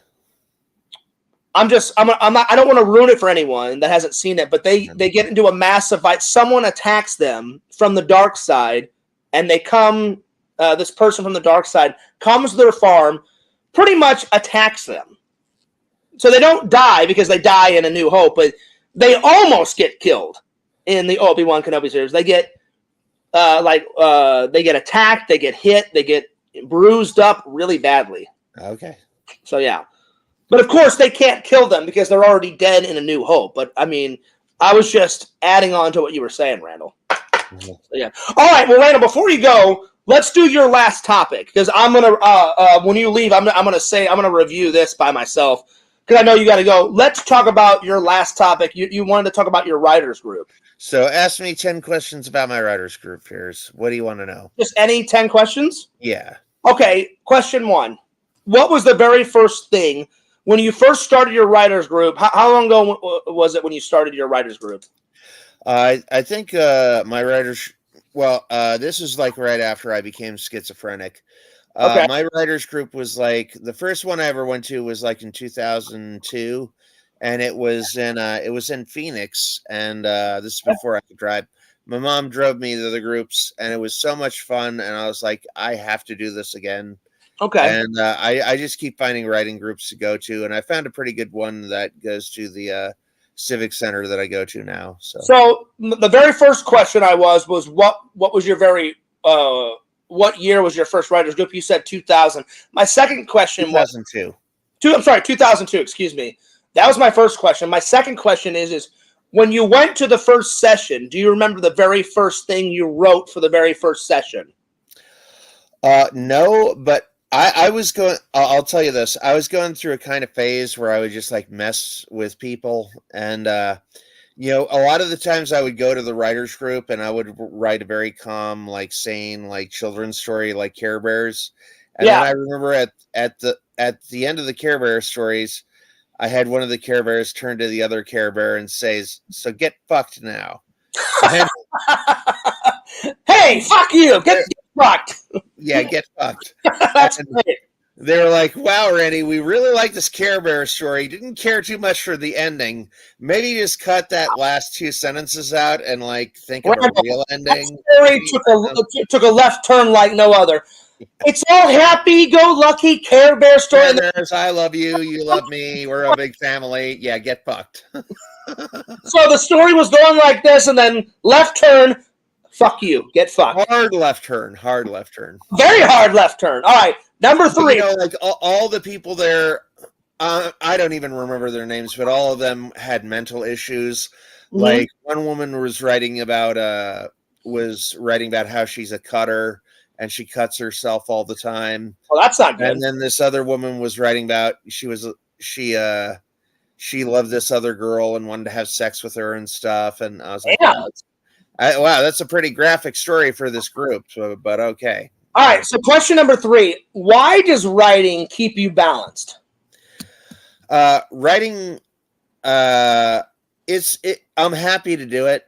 Like whenever I write something, after I write, I have a really good feeling in my. Well, it keeps you balanced because it makes writing and creating. It makes me happy. It makes you happy. That's what I was trying to say. Yeah. So works of art that you write makes you happy. Yeah, and Randall. I would agree. Later on, I did go on to sell some of this stuff, so it's making Randall, me. I would agree. Every time I've seen you get real excited, you've called me like, "Oh, Fears, listen to this story I just wrote like 10 minutes ago." And I'm like, "All right, Randall, lay it on me. What is it?" And then you'll go and tell me. I'm like, "That's really good, Randall." I'm like, "We should turn that into a short film, or we should turn that into." I said, "Send that off to one of your script writing competitions." And then, I wrote this play called "You're a Genius, I'm a Genius," and the alternate title is Albert Einstein meets Sherlock Holmes. And one of the writers there said she likes it so much, she says, "My husband's a producer on Broadway. Let me send this off to him," and he's looking at it and considering putting on the play right now. I remember you told me about that. So whenever you get more information about it, tell me about it. Yeah, I definitely will. Third question. Because, Randall, if that ever gets turned into a play, I want tickets, and I'll be there front row, buddy. Oh, yeah. Yep. Third question. Well, that was the third question. We're on to the fourth question. Oh, okay. The fourth question is what's the most recent piece of written material that you took to your writers group? What have you been writing lately? Cameo Man the movie. Nice. Yeah, and people always compliment me on my dialogue. They always say, "You're really good at dialogue, Randy, and you're getting better and better every time we see you." All right.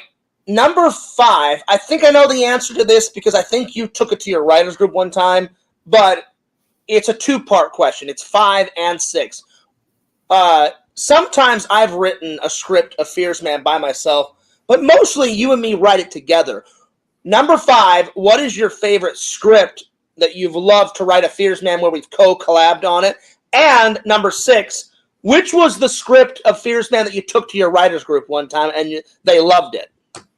I guess it was Fierce Man 1 on both counts. Okay. And one of the reasons, why they ask you those weird questions here is because it's sneaky.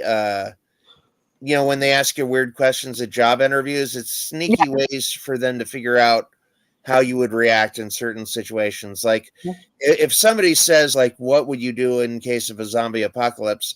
They're trying to the reason they're asking this is your answer is going to tell them, okay, is this guy a good problem solver? Does this guy have a plan? Does this guy know what to do in tense situations? Like, does he know the right thing to do? Is he just going to goof off? Is he going to just brush it off as a jokey question, or is he really going to take it seriously? All these questions that you think are bullshit, weird questions, they actually have very... Oh, no, I absolutely know they have a purpose. I'll give you a real quick story, Randall. One time, I can't say where, but I've told the fans this story. In Missouri, before I started doing security at the Verizon call center, one of my very first jobs was doing security at a parking lot. Yeah. It's right by my old house where the mansion is. I think I've shown you a picture. Remember that big Midwestern factory where they made cars, Randall? Remember I showed you a picture of that? Well, I didn't do security in the factory. I did security in their parking lot. After they assembled the car, I just had me and 2 other security guards had to sit in our car and guard all the cars that they made that came off the factory line. They asked me a whole bunch of security questions. Because I did such a good job at that job, my boss called me one day and said, "John, they were so impressed on how good of a job you did." I said, "Oh, well, I appreciate that, sir." Again, my work ethic is totally changed from when I was in high school and college and didn't give a shit to, hey, if I actually put effort into a job, good things fucking happen, Yeah. This is an example. I did such a good job. They said, well, this job came up, John. It's only for 6 months. And they said, as soon as you're done guarding that security job that's for 6 months, we'll put you back at the factory parking lot security gig. Because sometimes when you're a security guard, sometimes they only need you for a month. And I hated jumping from job to job, Hey, we only need security for a year. We only need security for 3 years.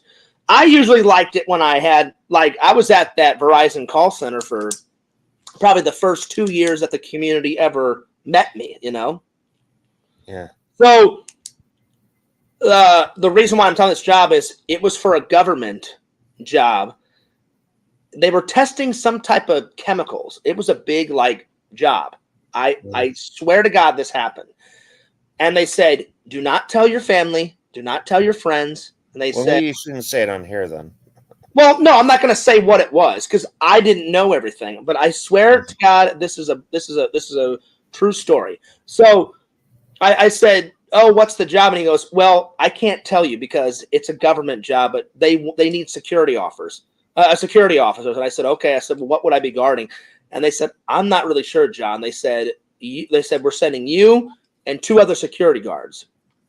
So I go to this building in downtown St. Louis. I don't even know if it's still there.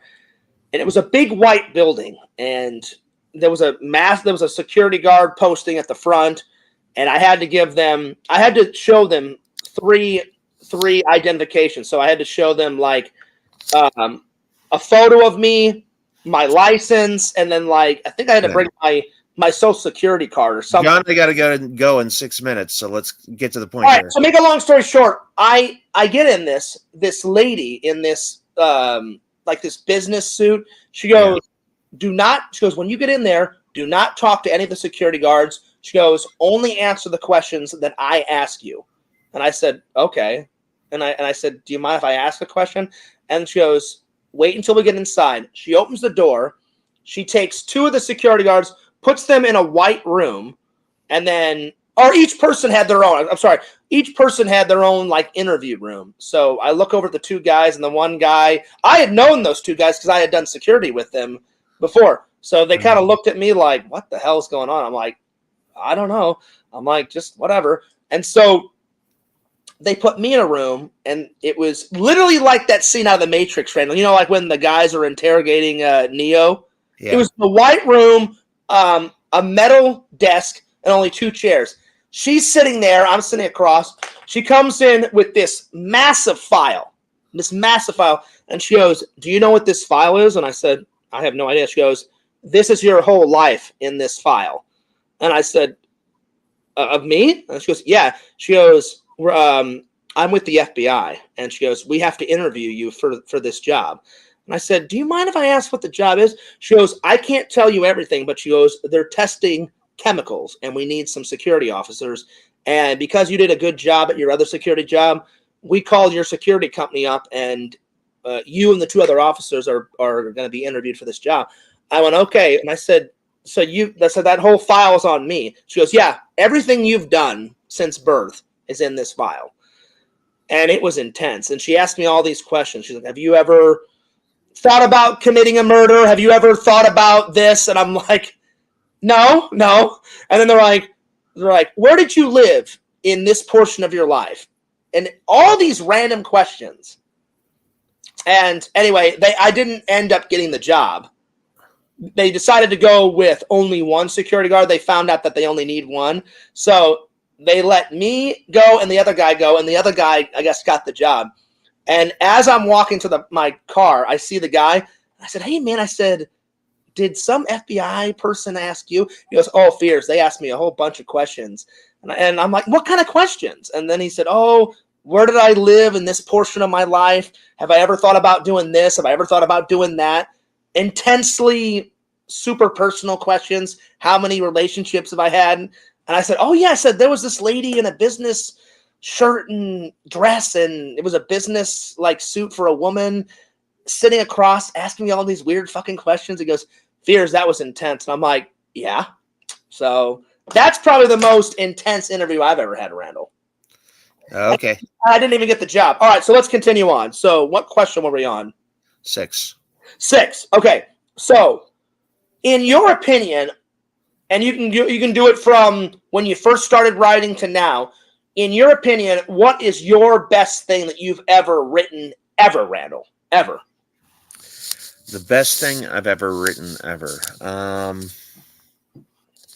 Ooh, dang.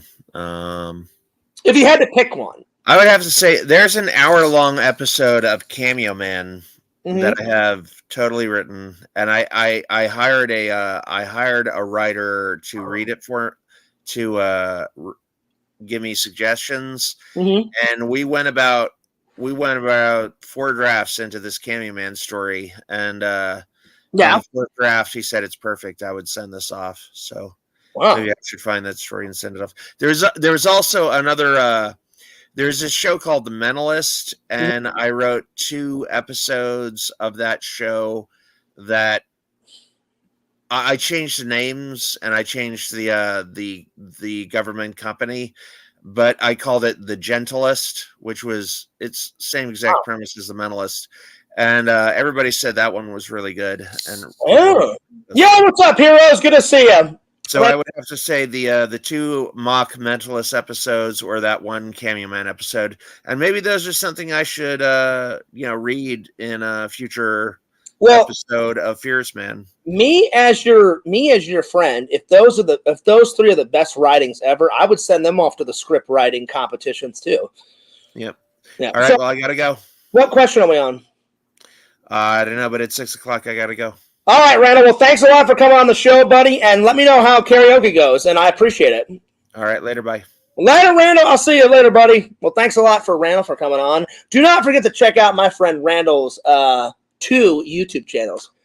Cameo Man 2021 and the Mayor of Magic. Randall, good luck tonight at karaoke, my friend. I hope you get lots of monies. So, yeah. Vision says, later, Randy. Hey, LC. Yep. It's always fun hanging out with Randall on camera. LC, I'm gonna invite you in for a little bit, catch up. Or can you? Well, I don't know. Are you still at work, or are you available to come in, LC? If you'd like to, because LC has just gotten back in the rhythm of doing streams. We've been getting some unboxings, so.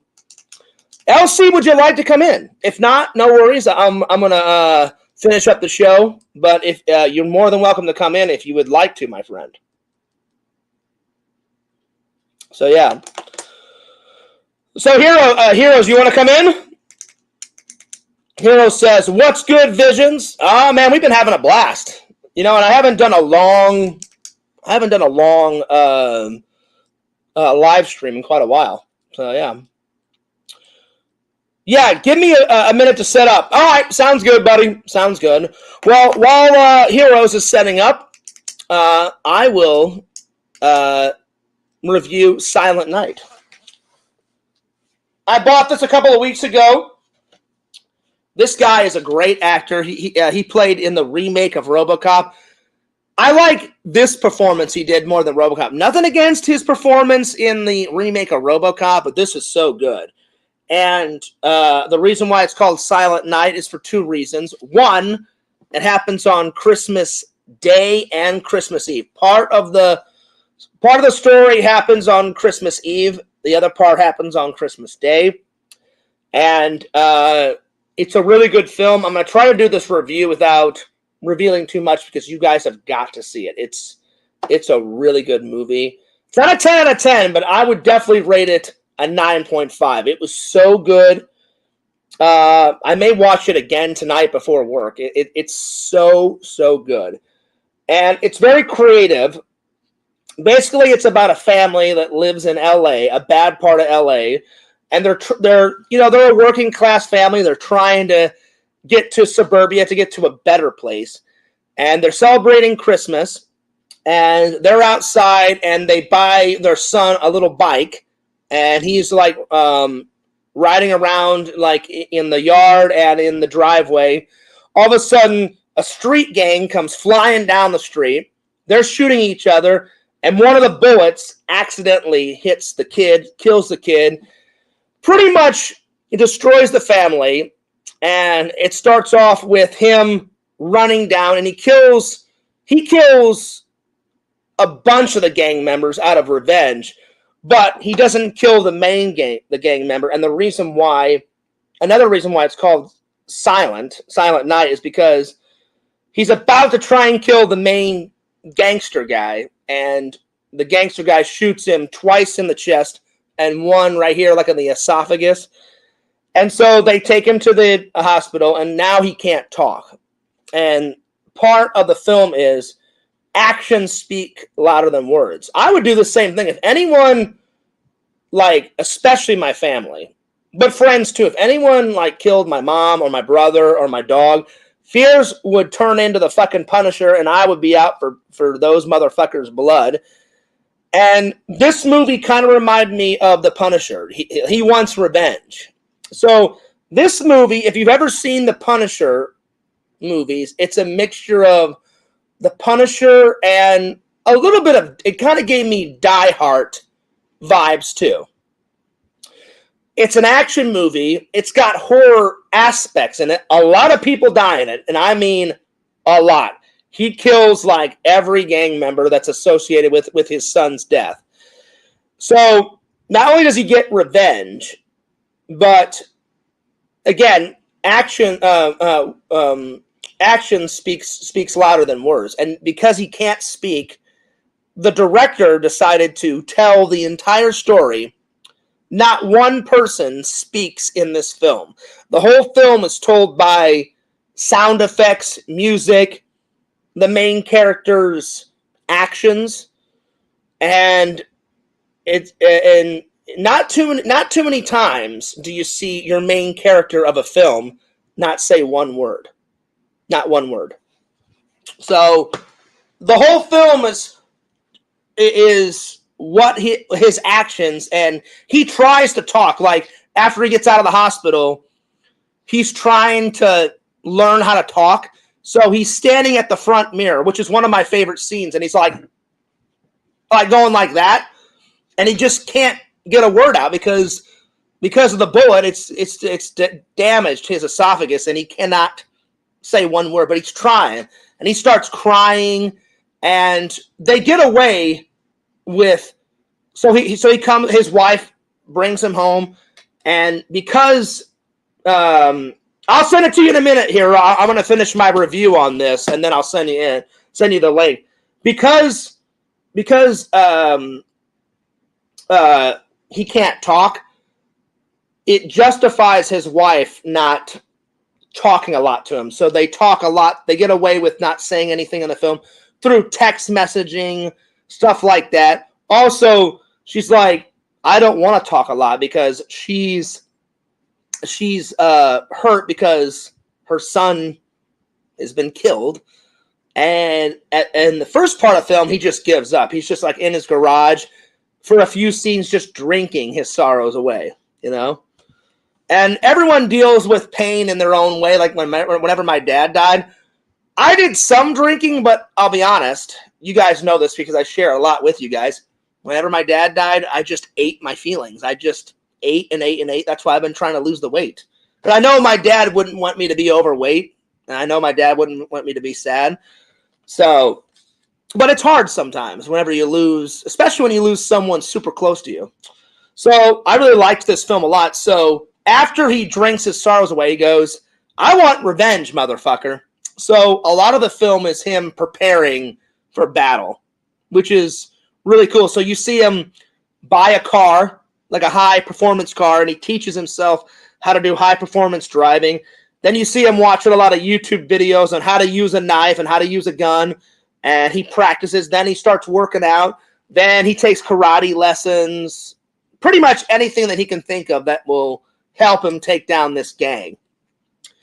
And so, again, a lot of the story is told by his actions, and whenever he's not doing anything, I like what the director did. He'll turn on a radio, and then the radio will say something that is involved with the story. Or he'll turn on the television, and it'll talk about a gang war. So all the sound effects and all the music also helps the story, but not one person in the entire film says actual words. Like whenever they get shot, they yell.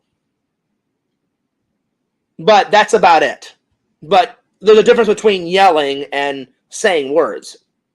So they yell because they're in pain because the main guy shoots them a lot. But not one person says not one word in the entire film, which is, I think, very creative. You know, so it was an interesting film. I will say this, it's worth watching. He does get revenge, but at the end, there's a price for him getting revenge. So it's definitely worth checking out. I definitely would suggest it. That's another reason why they call it Silent Night. Obviously, another reason is that it happens on Christmas Day, and then he waits an entire year and prepares, and then on Christmas Eve the next year. So for a whole year he prepares for battle, and then on Christmas Eve he literally marks on the calendar, kill all the gang members December 24th. So, but I definitely it's a mixture of like revenge movies and Die Hard.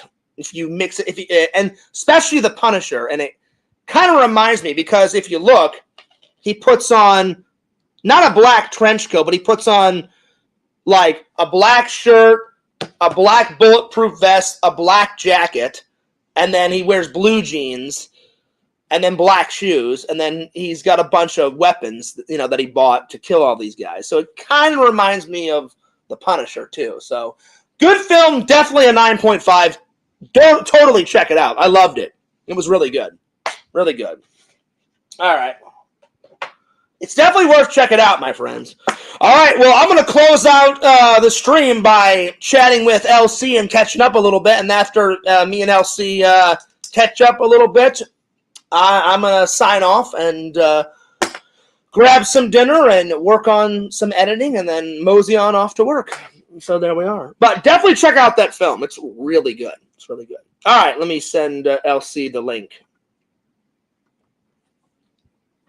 All right. Oh, on Instagram. Okay, hang on. I was going to send it to you on Discord, LC, but that's okay. Give me 1 second here. Oh, man. Give me 1 second. I'm a little tired.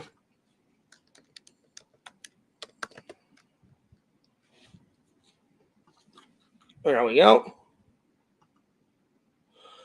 Wow, LC, I haven't seen your Instagram in a while. Man, you got a lot of cool Ninja Turtle stuff on there. Nice. I'm just checking out a couple of your pieces real quick, buddy, before I send you the link. Damn. You got some cool shit on there, man. A lot of unboxings. I love it. All right, there you go, buddy. Check your Instagram. Man, that's cool. Mouse jaw, and then you got, oh, wow. You got, let's see here. You got a creature from the Black Lagoon, Leonardo. Oh, that's sweet. I like that Spider-Man mask that you got on your Instagram, buddy. That's fucking cool too, man. I like it. I like it, buddy. That is very cool. Very, very, very, very, very, very, very, very, very, very cool. Tinder Mortal says, Fierce, would you ever go to a horror convention? Adam the Woo just did one. Oh, yeah, Tinder Mortal. I've done horror conventions in the past. I just haven't went to a horror convention in quite a long time. If you remember back in the day, I went to that Halloween and attraction horror convention like 4 years in a row. My buddy Dave's Contamination had a lot of horror aspects to it. It wasn't solely horror, but it was like horror, sci-fi, pop culture. So I've been to horror conventions before.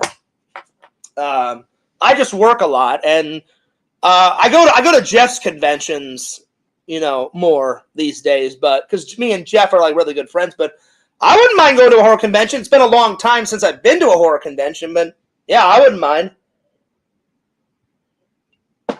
Definitely wouldn't mind doing that. So yeah. All right, LC, check the link, buddy. It's there waiting for you on Instagram. Oh, God. Oh, man, I'm tired. Oh, shit. Oh, well, I hope you guys enjoyed the stream. This has been a pretty good show. I'm going to catch up with LC for a little bit and then mosey on, grab some dinner because I'm getting hungry because I skipped breakfast and I skipped lunch. I just had some juice and I had that coffee, so I'm going to make myself some dinner and get to editing and then later on take a nap. So, yeah. But yeah, let's see what else LC's got on here while I'm waiting for him. Red Hulk, Green Hulk, nice. Oh, wow, LC's holding an alligator at a convention. Oh, that's cool. Oh, wow. I didn't know you had. I didn't know you were holding an alligator, LC. When did you do that? Wow, that's cool, man. I didn't know you did that. That's pretty sweet. Oh Lord, very cool. Wow, that's awesome. Let's see what else we got here. I gotta say, man, that Spider-Man mask is really fucking cool on your Instagram. That's pretty sweet, dude. That must be new because I've never seen that. So, yeah. All right, LC, get on in here, buddy. Oh man. Oh God, I'm tired. Ugh. I don't know if I'm going to be able to make it. I may have to go take a nap real quick. Oh, man. Oh, shit. Oh, man, I'm tired. Well, while we're waiting for LC, Fears Man fell asleep last night watching this. I need to rewatch this. I got about halfway through it, Visions, and then I fell asleep, so I'm going to rewatch this tonight. As soon as I finish this, now that Andor is done, because I reviewed that a couple of days ago. Now I'm going to start watching this television series. Season 1 of The Falcon and the Winter Soldier. It's got 6 episodes. So I should blast through this real quick. But the main objective tonight, besides editing, is finishing Mad Max. So yeah. And then the new one is coming out in theaters. I know, third time's a charm, right? Well, I got about halfway, fell asleep, and by the time I woke up, it was time to go to work, and I was like, fuck. So, yeah. There he is. There's LC. Yo, what's up, buddy? Yo, yo, yo. Oh, man, dude. The nerd cave is looking good, man. Little by little. I still have a lot of work to do. Well, look, this here, that's all my collection. I still got to unbox all these, all those are my collection. Behind me, those red boxes right here, more of my collection, little by little. I'm telling you, man, so far so good though, and I bet you. I got the detox right here. You can see them side to side. Oh, yeah. I got some statues in there. I got a shelf that's full of my Lego stuff. So. I don't know if you want to do it this weekend or next weekend. You said you wanted to do some unboxing. So if Randall doesn't come over this weekend, buddy, I am down to do some unboxings this weekend. You want to do one this weekend? Yeah. This weekend, I'm not going to be doing shit. I'll probably be home. So we can link up. You can come through. We'll make some videos. Yeah, man. So now if Randall comes, I'm going to hang out with Randall. But if Randall doesn't. Just let me know. Just let me know ahead of time. You know what I mean? Regardless, I'm not gonna be doing shit. So yeah, just hit me up. So if it isn't this weekend, where we do some unboxings and play some video games, it'll be next weekend. Yeah, it's all good. And I'm off on the weekend, so it's all good. Yeah. Man, I've been working like crazy, man. It's insane. I can't wait to take my vacation in July. What up, Visions? Yo, shout out to everybody in the chat. You know what I'm saying? Hell yeah! Hey, speaking of which, later on, I'm gonna be going live later on. Yeah. But, I don't know if I'm gonna be doing any unboxings, but I just mainly wanted to go out. I mean, probably, who knows?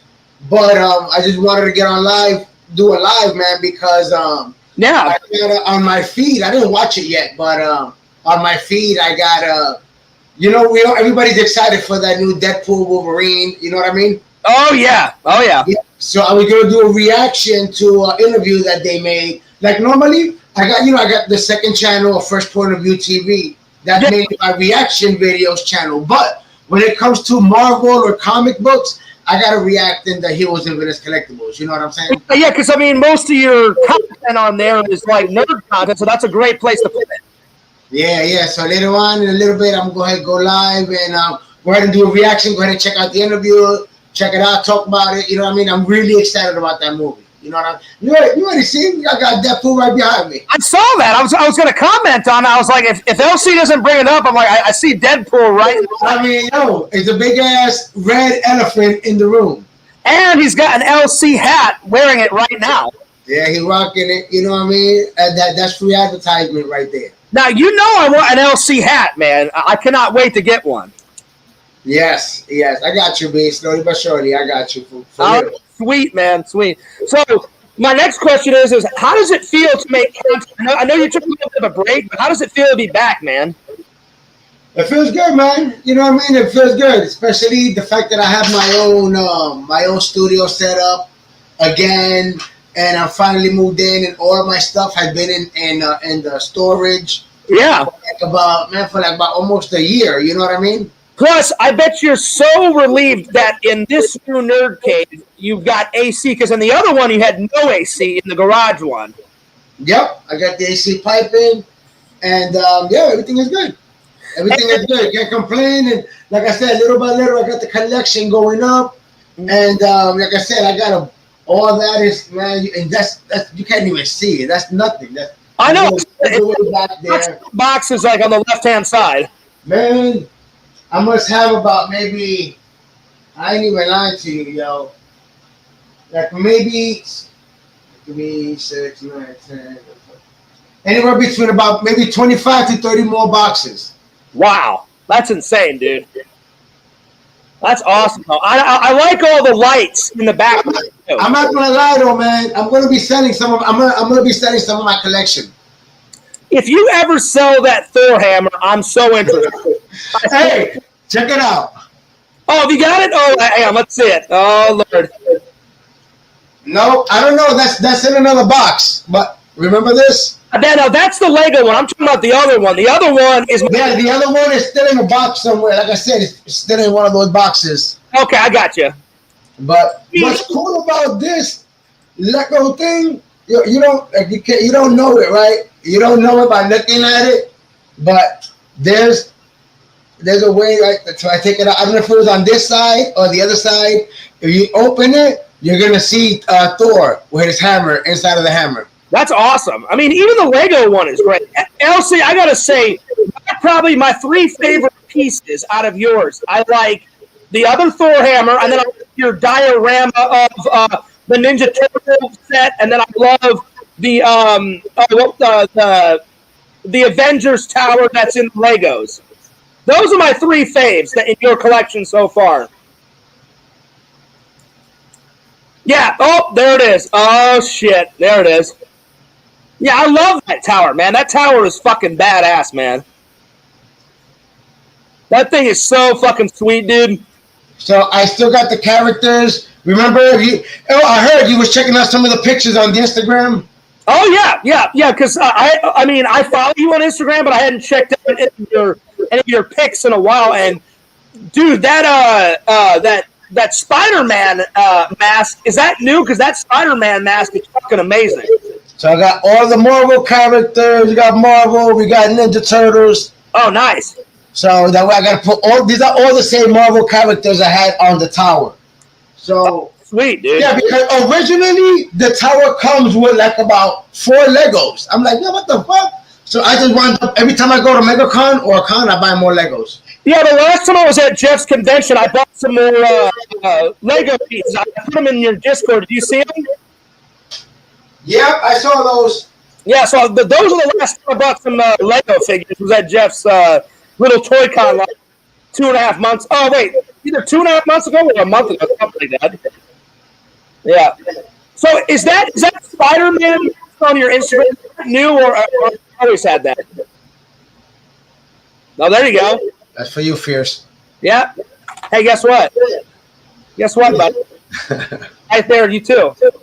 Show the love, man. Show the love. I like it. Yeah, that's how I keep it posed. I mean, there's no better way. You know what I mean? I mean, why wouldn't you? That's hilarious. Not only is it a legendary prop, but fuck you. There you go. So, is that Spider-Man mask on your Instagram? Is that new, or have you always had that? The Spider-Man mask. Yeah. It's on your Instagram. The Spider-Punk with the spikes? No, you've got 2 masks. You got a classic Spider-Man mask on your Instagram, and then you got a black and red one. 2 on your Instagram. I gotta look. I don't remember. I gotta look. I don't remember. Let me see something. If you scroll down about halfway on your Instagram, there's a classic Spider-Man mask, and then there's a black and red one, and you're wearing both, and they look awesome, dude. I mean, amazing. Okay, I scroll down. Oh, that classic. Okay, no, the one I'm holding with my hand. Yeah. So that's the first. Okay, no. So that's the one that my daughter bought, and then she cosplayed. She turned that one mask into the Spider-Punk. So she made the spikes. Remember how her cosplay was Spider-Punk? Yeah, wow, that's cool that she. So she made it from scratch. All she needed was the actual mask, and then she added the spikes and all the other effects, and then she made the suit and everything. Now look down more on your Instagram, the black and red one. Is that true? There's a black and red one, and you're wearing that one. Well, like in a car? Yeah, I think that's the one in the car. That one's one of my favorites. Oh, yeah, that one in the car. He's holding about a pound of weed in his hand. Yeah, so I thought whoever's wearing that mask, that Spider-Man mask is. Yeah, that's the Miles Morales mask. Yeah, that's my favorite, that black and red one. I saw that immediately on your Instagram, and I was like, damn, that's a cool mask. Yeah. You saw that invisible woman with the invisible tits? Yeah, I saw that too. That was great. Yeah, my eyes went directly to those two things. I was like, nice. Yeah, hey guys, make sure you guys check out the Heroes and Villains Collectibles Facebook, Instagram, so you can see what we're talking about. Also, make sure you guys just subscribe to the YouTube channel. I'll be going live later on. I am so glad you're back. One, because I like your content. Two, we're buddies, so I kind of missed my buddy. Three, man, I cannot wait to do some collabs. We got some unboxings coming. We're going to be playing some video games on his channel. We're going to be playing some video games for my channel. So look, just to give you guys a little taste, remember that I was telling you? Yeah. This will be like the first. Remember, we talked about Mjolnir. You like Mjolnir? So yeah. The first unboxing we'll do will be for this one here. Okay. Let's zoom in here and check out. Yeah, I can't wait, man. I'm excited. Get some new, playing some more, because the fans love when I play video games, because I'm not really good, but I'm not really bad. I'm kind of like in the middle when it comes to video games. Oh, shit. That thing is fucking awesome. Yeah. And it's as big as that one. Okay, this is the big one, you know? Is that thing like completely metal? No. Okay. Damn. That thing looks fantastic. So we'll go ahead and when you come through, we'll go ahead and we'll unbox this one. You see it's still sealed up. Man, there's a lot of shit I had to open up. So man, yeah. But if we're gonna do the first unboxing, we gotta go fucking nuts with it. That is a good thing to unbox right away. Thor's hammer, motherfucker! I cannot wait. Yeah, and like I said, I know you like Mjolnir, so yeah, we definitely unbox that. Then we see what else we get into. Maybe we'll open up some other shit. Who knows? I'm down, but yeah, when we first do it, let's do it. Let's knock it out of the park, start big, and do the Thor hammer right off the bat. Oh man, I'm excited. And then, yeah, man, me too, man. Me too. Like it's coming along slowly but surely. Every day, I'm doing some more work on it. You see the videos. Also, the live streams every day. On the live streams, I just open up like 2-3 boxes. Yeah, and then I stay busy putting everything away, and then do it again. Well, also, I'm excited for a couple of reasons. One, I'm excited that I'm happy for you and your family. You finally got into the house.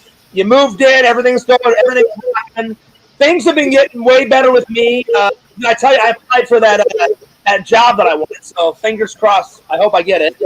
Because it pays really good. It pays more than a factory job. Yeah, same thing with me. Like at some point, I'm already in the process of looking for another job. Everything is good where I'm at, but everything is about just getting more money. Plus, I also missed like hanging out with you in general, hanging out with you at the cons, and I was like, man, me and LC got to do some collab videos because every time we've collabed, it's been a knockout of the park. Yeah, man. Like it's been a while since I've been to the con, but then again, like I said, I was busy with the whole moving process, trying to find a place. So like I said, now that I'm settled, I can finally go ahead and do shit again. You know what I mean? Well, I mean, and that's understandable. I mean, the cons will always be there. You got to take care of your family and the house and all that, and I get it. Yeah. You know? But, man, I've been pumping out the content, buddy. Pumping. Yeah. I see that. I definitely took your advice, and I've just been doing a stream almost every single day, and then I've gotten faster at uploading videos. I need to get a little faster, but I've been getting better at doing constant uploads. So yeah. Nice. Did you see my Star Wars Day vlog? That was one of the best vlogs I've done in quite a while. That shit was so much fun, buddy. Oh my god, it was so good. That's good. That is good, but you just gotta try it, and that's good that you're doing the content and all that. You just gotta try to get it out faster, because I know when people watch the video. Like when I watch a con video, I'm thinking to myself, when was that con? Especially if it's a con that I know about. And people are like, oh shit, because then you're not only watching that video, you're like, okay, cool, let me see who else made another con video. Yeah, I need to do it like Adam the Woo. Adam the Woo will go to a con on that day, and he'll have it up by the time he goes to bed that very night. Yeah, like when I go to MegaCon, I'll be caught, I do everything, you know what I mean? And if I don't drop it that same night, it'll be dropped the next day. You know what I mean? Yeah. So. Oh shit! Walter says LC got that ecstasy lights going. Oh, there you go. Yeah, I was drinking that. I was twisted up in here. I don't do ecstasy. That shit'll get too. Oh no, wait. Hey, it's acid. I don't do. I don't do X no more. It's been a long time, and it's good because I'm thinking about my health. But yeah, now acid. This will have you tripping balls. I don't do that. LC, if I don't go home to visit my mom for Christmas, I'm definitely coming over to your Christmas party, and I'm bringing the booze. Yeah, that's what I do, man. I just drink, you know what I mean? And I don't drink beer no more. I'm happy I haven't drank a beer going on, or it's already been 2 years since I haven't drank a beer. So what do you drink now, now that you're done with beer? I drink red wine, and I'll drink liquor, you know? Hell yeah, man. We'll fill up those boots and we'll have a good time. Yeah. Like I said, I stay away from beer, man. The beer, soda, all that shit gets you fat. You know what I mean? Yeah. I haven't been. Wait. I know, but it looks good, man. I've been trying to get the weight off myself. I haven't drank soda I haven't had any soda in my apartment in about 2 months. I wish to work soda. I'll be honest, the only time I drink soda is when I'm out and about. And even when I'm out and about these days, I try not to get soda. And the thing is also, man, I mean, you also got to watch what you eat. You know what I mean? Like, I don't really do any fast food like that no more. I don't fuck with McDonald's like that no more. Yeah, I just cook, man. I just cook. You know what I mean? I just cook. And that's it, you know? I can't lie to you, the fans. I still eat fast food, but not as much. I cut a lot of fast food out, and I've been eating. It don't matter how much you work out, or how much weight, or how much you're walking, or how much. If you're still eating fast food, none of that. You know what's happening? You're trying to lose weight, and your heart is still getting fucked up and clogged up with all that grease, and you know what I mean. But nothing is happening, and then you're at work. Like, don't get me wrong, just like me, I'll be at work sweating my ass. So I know I'm losing pounds just being at work. Oh you know yeah, what I mean, I work at a damn AC warehouse with no fucking AC in the warehouse. You know what I'm saying? Yeah, I mean, the FedEx. I be sweating my ass off, so I know I be losing fucking. You know what I mean? So I know you be losing some pounds, and that's good. I be using it as a workout with the boxes and all that. In my mind, I use it as a workout. So like, I don't eat anything all day. Like I'm fasting mode. I haven't eaten shit. I'll probably eat something later on. I said probably, and then boom, dinner later on, and that's it. Like I watch what I eat. And just make sure you fast. Like, just try to eat like once a day. Yeah. You know what I mean? I promise you lose weight. But if you with the fast food, that ain't gonna help you. I've been cutting out a lot of fast food, and like you, I sweat a lot at that factory. Sometimes they put on those industrial fans, and that gives a cool breeze. Sometimes, but it gets hot in that factory, man. Oh my god. And I don't know if you saw it, usually I eat a healthy snack when I'm on stream now. So I've been eating fruit and vegetables and lettuce and all that. That's been helping. And then I've been watching what I eat. I've been doing the gym 3 days a week. I'm trying to get back to 5 days a week. So I've been. I've lost a lot of weight, not all of it, but it's definitely in the right direction, my friend. I went from weighing 230 pounds, which is the biggest I was last time, to right now I weigh 175. Oh, nice. The last time I checked my weight, it's just I've got the big beer belly. I'm down to one. That too. No, that's why I stopped the beer, son. Yeah. So the last time I checked my weight, I'm at 188. More belly. I can look down. I can see my dick. There you are. Back in the days, I had to look in the mirror. You know what I mean? And then you shaving. You know what I mean? Cause you gotta look. You can lift up. Fuck that. Yeah. I ain't gonna lie to you, man. Being fat fucking sucks. It does. Yo, being fat sucks because even I was uncomfortable being fat. And I was like, yo, man, I'm already looking like a fat fuck. You know what I mean? I gotta do something about it. And I fucking did something about it, yo. Because if you don't do nothing about it, you know what I mean? So, yeah, I didn't like it. I didn't like the feeling, being tired all the time. Yeah. And you know what I mean? And you can't do shit. And no, man, fuck that. I always try to get up every day and do some type of exercise, you know? Yeah, any little bit of exercise. And then just watch. Yo, you know what I love to eat? Yo, and I got used to it. My dude, chicken salad. You just get a salad. You know, like this, the bag. Get a bag of Caesar salad.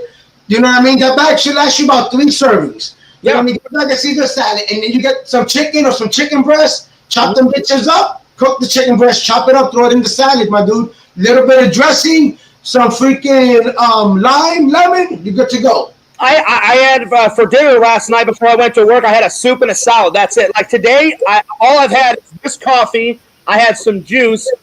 But I didn't have any food, so just liquid. So the only food I'll eat is tonight when I make dinner, and I haven't decided what I'm going to eat for dinner, but it'll probably be another soup and salad. Have you ever noticed that whenever you eat, obviously we all eat fast food, we all eat heavy, everybody knows the feeling of that. But have you ever noticed that when you eat salad, you're not like, you don't got the itis, you know what I mean? You're not tired, like you get more energy. Yeah. Have you noticed that? I have. You know what I mean? So that's the feeling I like. I hate eating. That's why I eat once a day, like literally. And that's how I train my body. Like if I eat, I'm going to bed because my body's already trained that, boom, I'm going to eat and I'm going to go to sleep. Yeah, it's not good. I try not to do it right away. I eat, you know, I'll be up, but I'm already getting tired. So already about an hour in, I'm already like this. You know what I mean? Because I already ate. That's why, and I've told the fans, you know, because I can't lie, I'm a bad liar. That's why if I get hungry during the day, because, you know, usually during the day is when I do my show, I'm like, all right, I'm getting a little hungry. I'll just eat something healthy on camera, like a banana or carrots, or yesterday I had some pineapple, you know. So I'll do something like that. Look, my dude, and another thing, look, I'm not bullshitting. I don't lie about the shit I'm talking about. You know what I'm saying? Yeah, man. Iceberg lettuce, just get a bag of this, get the big ass bag, get some chicken, chop that bitch up with some tomatoes, chop that bitch up. LC. That's dinner right there. That's all you need to eat. And then you wake up tomorrow and you do the same shit again. Next day, same shit again. Yo, if you eat the same shit all day, or nothing but this, you know how much weight you're gonna lose? I'm not bullshitting. This is what I can eat this every day. LC, show that on camera up close. I've bought that exact bag at Walmart. I've bought that exact bag at Walmart before. Yeah, the iceberg lettuce. It's got the purple lettuce. It's got the carrots, all that good stuff. You know what I mean? It's got the purple cabbage in it too. Yeah, the purple cabbage. Yeah. And then what I do additional, it got iceberg lettuce, carrots, and red cabbage. And then I chop up some tomatoes. You know what I mean? And then I chop up the chicken, throw the chicken in there, stir it up, some lime. Well, I don't do lime, I do lemon. Some lemon. Oh, nice. Little salt, pepper, I'm good to go. As soon as you put that bag on camera, I was like, holy shit, I bought that exact bag at Walmart, buddy. I may have some of that in my fridge. If not that, I've got the ice organic. Because I love organic stuff is healthy too. You know? Yeah, and like I said, and as a snack, if you want, It's something I love eating is eggs. You know, you can eat eggs and you can get filled up of eggs, and you're not going to gain weight off eggs. It's actually going to give you the protein and the shit you need. You know what I mean? It's all the fatty crap that people put on eggs. Like, I'll make some eggs, and then people will dump pepper and salt on it. Don't do that. Just make some eggs. I love scrambled eggs. Yeah, I make scrambled eggs. A lot of the times I make some scrambled eggs. Sometimes I do it like because of my diet thing, and I've been eating once. I'll eat rice, but I try to eat just a little portion, right? Yeah. So what I do is I'll eat a little portion of rice, but I'll make some scrambled eggs, throw that bitch in the rice. You know what I mean? Really, LC? So, scrambled eggs, a little bit of ketchup, and then eat that shit up. I'll be honest, LC. It doesn't matter how people cook eggs. I'll eat them either way. Hard-boiled, soft-boiled, scrambled, poached, over easy, under easy. I'll eat eggs no matter what. I love eating. Yeah, a little cheat sheet for you. If you don't, if just so you know, a good thing to do is take like your eggs. Take like about 5 or 6 of them. You know what I mean? And then you boil them since you make them, and then you can even make the whole thing, the whole 12. You make them, and then once they're made, you put them in the refrigerator. Whenever you want a snack, you get hungry. Why worry about any fat shit? Just go to the refrigerator, get an egg, boom, boom, and just eat that shit. Boom, boom, boom, boom. You're good to go. You know what I mean? LC, if you had to pick your favorite, what's your favorite way to make eggs and eat them? Like, which way do you like them the best? What's my what? What's your favorite way to make eggs? Like poached, over easy, scrambled? Like, what's your favorite? Oh man, it's hard because I love eggs. So I literally today I can make scrambled eggs. Tomorrow I could just make it, what is it? Yellow belly up. I love omelets, so it all depends. But when I make my scrambled eggs, see, that's the thing though with me. When I cook, I don't just cook bullshit. So I make my scrambled eggs. It's not just scrambled eggs. My scrambled eggs, when I make scrambled eggs, is ham, cheese, turkey. You know what I mean? And I chop it all up and I throw it in the scrambled eggs. Salt, pepper. Actually, I do pepper. I don't do the salt because I throw a little bit of sazon and adobo. I do sazon, adobo on my eggs, and then scramble all that bitch up with the ham and cheese and turkey. Put that shit to make, scramble that all up, and there you go. Yeah, I mean, you can't have pepper and salt. People need to do proportions. If you dump half a pound of fucking salt on it, it's gonna be bad. Yeah, no, I'm not really a salt guy like that. Yeah, for eggs, I did do a paste. Yeah, like my wife is crazy with it, yo. My wife is she exaggerates with that salt, and for years now, and it's not good. Like, she eats it in a not healthy way. You know what I mean? Like if you nah, son, I stay away from that. They say, yo, it don't got no salt. I'm like, yo, this shit got salt in it. Yeah. You add extra salt on your plate, but I ain't gonna don't fuck up my rice. Like if you just sprinkle a little pepper and a little salt, you're fine. But if you just dump the whole thing, I mean, I can't do that. Yeah. Vision says I love eggs from my head down to my legs. I mean, it's one of the best breakfast foods ever. Yeah, man, and you can't beat it. It's the easiest thing. Yo, okay, here's a little trick, guys. The fastest way I make, and I only do this in a quick pace, like right now, right? Dinner's ready, and fucking. So it's that's not even dinner, right? My wife made some white rice, and then I had made some pork shoulders, right? You can say it's dinner. Right, so then what I'm gonna do? I would do eggs. The way I would do my eggs in this situation, because the food's already done. I'm not about to be dirtying no damn pots and pans and all that bullshit. I promise you. You just get a plastic plate, you know what I mean, with a cover on it, or you just get a plastic plate and put like a plastic plate, like a plastic plate on top of it, just anything just to cover the top. And then you put your eggs. You scramble the eggs. You make it like normal. You put it in the plate, and you put it in the microwave. And then you put it for 2 minutes. When you put it for 2 minutes, it's gonna make. And then you take it out and then you scramble it. And it's gonna look already scrambled by the time you take it out. You scramble it up, you're gonna put it back in, and you're gonna see how it looks. You're gonna see, okay, it needs like a minute or 2 more minutes. And then when you take it out, you're gonna stir it all up, you're gonna put that right on your rice, and that's it. You can literally make scrambled eggs in your microwave for 2 minutes, take it out, stir it up, put it back in another 2 minutes, and you're good to go. I would say my favorite way on how, like, either I make it or somebody makes it for me for an egg. Over easy because when you cut into it, it breaks the yolk up and the yolk like oozes out. That's probably one of my. I don't. If I'm gonna keep the yolk, I want the yolk on my sandwich because when I bite into that shit, my sandwich would be messy as hell. So you got the yolk all over in the inside of the sandwich. You know what I mean?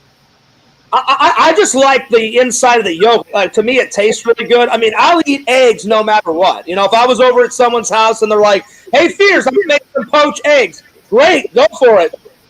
You know, doesn't matter which way. That's one of my favorite ways to eat an egg. Yeah, and I eat it like I said, egg sandwiches, and then what I still add.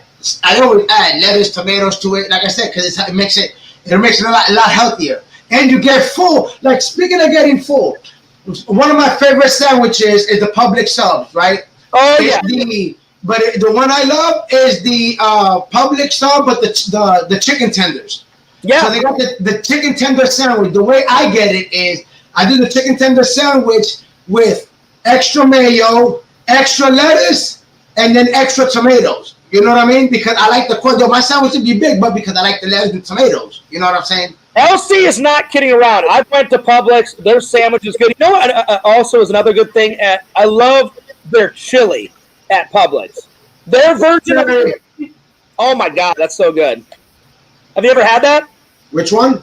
The chili at Publix. You know how they like serve soups? Yeah, no. I think I got it once for wifey. I don't really do it chili like that. You know what I mean? Because I don't want shit to. Certain things I don't want to eat because I don't want it to upset my stomach. I'll be honest. I'm really supposed to have chili, LC, because the beans will make Fears fart really bad. But my friend was like, Fears, I'm telling you, just alone in your apartment, that chili is great. I've had it. I've had the Publix chili at least 3 times. But I do it when I'm alone because I know if anyone's around, there's going to be a lot of farting going on. Oh, yeah. I hear that. So I'll just eat when I'm alone. But that chili's good. What's up? Yo, this is one big lava lamp. I'm in the lamp. I know, right? I even said it. I'm like, the background lights are amazing. So are you going to add any more lights to the nerd? Yeah, I'm going to, at some point, I'm going to add more. I got some of these also. Okay. Because I was like, I mean, those lights are good just as is, but I was like, maybe he'll add some even more lights in there. No, I mean, there's light here. Like, you can't see, I got the red light, the blue light, the yellow light. Yeah. You know what I mean? I got this light, and then the red light, everything is off. Look how it looks with everything on. Look. You're going to see a lot more stuff. Oh, yeah, there you go. Nice. Well, basically what I was saying, are you going to add any more, like, disco lights in the background? Yeah. Like, look at this. See? I got, like, 2 boxes of these. Oh, sweet, dude. That looks awesome. So, these are, like, the same ones I'll be using in my detox, you know? I like it. You get a really nice setup, man. Remember my Orbeez gun? Oh, shit. There you go. Nice. Yeah. But, hey, I have to, my first actual statue unboxing. That way everybody knows on your channel. So if you want to check out your boy. Okay. This is my first statue unboxing right here.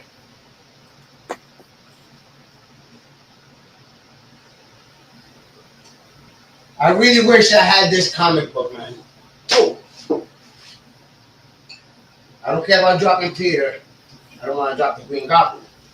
Did you finally unbox that Hulk thing that you painted on camera? Is that finally unboxed?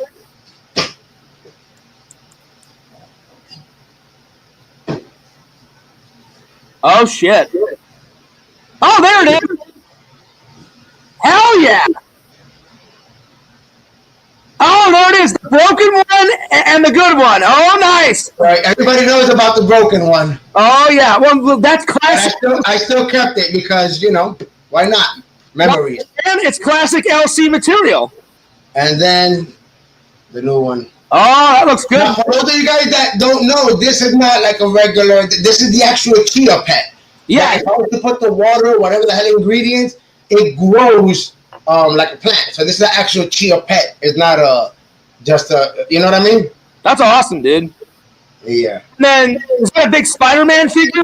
So then this is gonna be my first unboxing. I have never opened this. This statue. This statue came with the pre-order of the Spider-Man 2 game. Nice. Oh shit, that looks awesome. Right? So this, if you pre-order the game, then you get the statue. You know what I mean? Well, listen, man. Whenever I come over, if you want to unbox that one too, I'm down to unbox that one too, man. Trust me, son. I'm about to unbox this week. Oh, okay, I got you. All right, got it. So, see how big it is? I see it. So it's a 19-inch Venom statue. It's a statue, right? Oh, okay. 19-inch Venom statue with both Spider-Mans hanging on the side. Oh shit, that's awesome, dude. 19-inch. I'll be honest. I mean, Venom is cool, but I like Spider-Man a lot more over. I mean, Venom's still cool too. So once I open this piece, I'm gonna go ahead and put it right here. That's awesome. You know what I mean? And then all the other statues, I'll put them around them. Yo, what's up, Shadow Collector? Shadow Collector says LC setup looks like a Marvel nightclub. You could call it Pulse 0.0. Hell yeah. Hell yeah, baby! I'll let you hold my shield. Nice. I love it. I love it. LC, you got to get a metal one. You've got to get a metal, like full on shield, a metal one. Yo, when you come, we might unbox this one too. Oh shit! Oh my god! Hang on. Let me zoom in. Oh wait, now is that one metal? Oh, I'm down, dude. Let's unbox that. Let's unbox that and Thor's hammer. Yeah, let's do that. You know how to get this one too, baby. Oh shit! I haven't opened this one though. I wanted to get in this one for like I think it was Christmas. I'll be honest, I did not have that planned. I had no idea. And you all see had the little one in the background. I had no idea he had another one. Oh shit! Walter says it was only a matter of time. I know, right? It's one of those must-haves. Yeah. Oh shit! I love it. Got a lot of shit. That's an understatement. Oh yeah. Got a table full of figures. What's up, Larry? Oh, yo, shout out to everybody in the chat. So, yo, you already know, sometime this week, I don't know if I'll do it live or do it pre-recorded, but that's the first unboxing I'm gonna do. Is that Venom. I just have to. I gotta open it already. You know, I wanna center and then I'll put all the other statues around it. You know what I mean? LC, I'm going to do a classic Fears reference. I think the better question is why wouldn't you open that piece? Look at this. Why wouldn't you? Go for it. Walter, I showed you guys that I have the original comic book, but check out the statue. Oh shit, that's awesome. Don't mind Deadpool there. He just happens to be in. Deadpool's just chilling. Yeah, he's just chilling. I forgot the other guy. It's Hulk versus who's the other guy? I forgot. Really, dude? I forgot his name. What's his name? Oh god, I've seen the movie where they battle it out. Oh yeah? What movie was he in?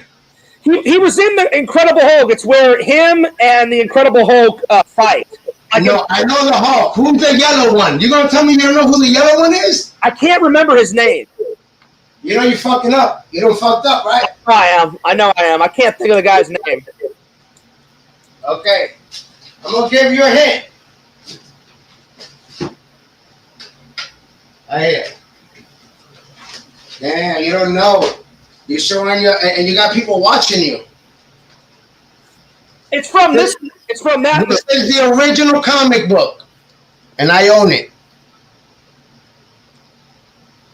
Is it the Thing?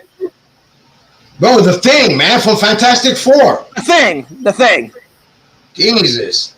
I thought, hang on, LC. I thought it was this guy. I thought it was this guy. This guy right here where he's battling this guy. Oh, that's Abomination. That's what I was thinking. I thought it was him. It's the Thing. Excuse me. So for a minute, I thought it was the Abomination. That's why I couldn't remember his name. It was kind of hard to see. It was kind of hard to see, but yeah, it looks like the Thing from. I know who the Thing is from the Fantastic Four. I thought it was the Abomination from this movie. Yeah, no. So I'm happy that I got the original comic book and I got the statue, so I can, when it's time, That's impressive, man. That's awesome. Yeah. Another piece that I like, it's not the original, but it's a recreation of the original. And the statue came with this. Let me know it on the fucking light. It's just too damn bright. The statue came with this bullshit bootleg comic. Look. It came with. Wait. Let me turn the bitch off. All right. So, look. So this is the bootleg comic book it came with. Yeah. And then this is the original comic book. Yeah, the original looks way better. Way better. That looks good, man. There we go. Oh, now you see my screen. Perfect. But, yep, I'm happy to own them. Like I said, these are just one of 3,000 and something comic books. I got all my comic books right there also. I love it. I love it. You know another piece in your collection that I really like. It's not the original, but it's a recreation of the Superman comic, the first issue. That one's fucking great, man. I mean, I know it's a recreation. It's not the original, but it still looks good, dude. Which one? You had it on your wall. In your original house, it was the recreation of the first issue of Superman comic book. It wasn't the original; it was like a remake of it. Oh, okay. On your wall, I really was impressed. I really liked that piece. I really liked that one, man. I don't remember. It was on the wall. Trust me. Yeah. I don't remember. But yes. This spot that I set up I'm in the garage, but it's AC. Like the garage door. Yeah, the garage door is set up not to open up because hell no. Because like what was that movie? It was a Friday. Yo, close the door, AC the whole neighborhood. No, that was Kid and Play house party. Yeah. Close the door, you're gonna AC the whole neighborhood. So yeah, I got it where literally, like I said, it's blocked. I got my D-toss there. Like you can't open up that door. Do you hear the AC? I hear it. Yeah. There's AC in here. Because Shadow Collector was saying, if so, the humidity is gonna fuck up those. I couldn't. Yeah, I couldn't put nothing. I wasn't gonna put nothing in here until I had the AC set up. It's like that AC flowing, and it would be fine then. Yeah, no, that was the whole plan. That was the whole setup. That was the hell no. I didn't. That's why I took a little bit. I'm like, man, I need to get the AC on because if I don't, I'm not gonna. But the AC is going. Yeah. It's pumping. And yeah, everything is good. Can't complain. I know where my friend Shadow Collector was going with that. I was like, trust me, LC would not be in a garage in Florida. It gets hot out here. Trust me. You got to get that AC flowing, man. Yeah, and then you get and then what makes it cool is you get the installation for the garage. They actually sell the installation kit, so it keeps the heat out. You know what I mean? That's like the metal say, keeps the heat out, so your shit is just cool. Add AC to it. You have some lights. You got a studio, baby. Yep. I will admit, I love living in Florida, but sometimes that humidity, man, oh my God, it's fucking terrible sometimes. No, when I first moved in here, before I put the AC on, it sucked because I was like, man, it's fucking hot. It's hot, you know what I mean? I got to get, and then now I'll come from work. My son will be in here playing the games, and then, give me a couple of minutes to shower, do what I got to do, and then I'll come to the studio. Well, dude, I'm going to sign off because I'm getting a little tired. But, man, the studio is looking great. Again, like I said, if you don't hang out this weekend, it'll be next weekend. But look out for collab, me and LC, video gameplay on his channel, my channel, and some unboxings coming your way, my friends. Yep, there's going to be a little bit of everything, guys. And in a little while, like I said, if you guys want to hang out with your boy, LC, I'm going to be live talking about that new interview that they dropped for the Deadpool and Wolverine. I really want to see that. And maybe we can check out some, I think there's some new shit out in the toy world. So we can check that out. Maybe do some reactions to some other videos. I think a new Deadpool trailer came out. So, you know, we can maybe react to that, I think. But yeah, and then who knows how I'm feeling. I might even open up a box or something. So real quick, yeah, that's what I'm gonna wind up doing. So I'll be about to go ahead, smoke a blizzy, and then I'll be then I'll be live. So if you guys are not subscribed, here's the Vintage Collectibles YouTube channel. If you guys want to check out the photos to a bunch of shit, yo, check this out. I'm gonna show you two things. I still gotta put this up. Remember this? Oh yeah, I remember. You know, so I gotta find a spot for this. Are you gonna like mount that to the wall somewhere? Yeah, I don't know. I was thinking like maybe, I don't know. I was thinking about maybe putting it. I'm not gonna put it there, but I was thinking of maybe putting it right here. Oh, okay, there you go. It's collectibles, and then you got the statues right here. Nice. So we'll see. It's a working process. And then, hey, for those of you guys that like Moon Knight, Mr. Knight, you know, I be cosplaying, you know. Oh yeah, I remember that. Look at that. Look what I got. Oh, nice. And if you guys remember this guy, this is Miles the Bear Morales. Remember him? So he's cosplaying as Mr. Knight. That's awesome, dude. Awesome. Well, like you said, it's definitely a work in progress, but so far so good. The Nerd Cave is looking fantastic. Real quick, LC, before I let you go, when are you going live tonight? Tell the fans when you're going live. Guys, if you want to check out the collection photos, I'm going to be doing a lot more pictures. Here with the Vintage Collectibles, Facebook, Instagram, Twitter, all that good stuff. If you guys want to check out the live stream, lately I've been doing live streams, but whether it's live stream videos, my gaming streams, I got to get the gaming set up. I got to jump back on some Mario. Yo, when you come through, this is what we're going to do.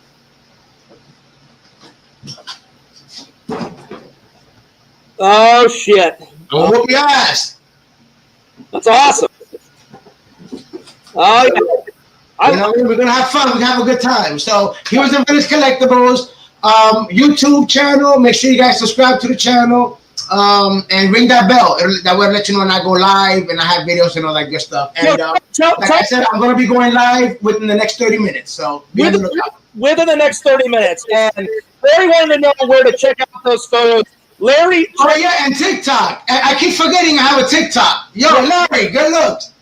I keep forgetting I have a TikTok. That Fears even told me to get TikTok. You were the one that told me to start my TikTok. Oh, yeah.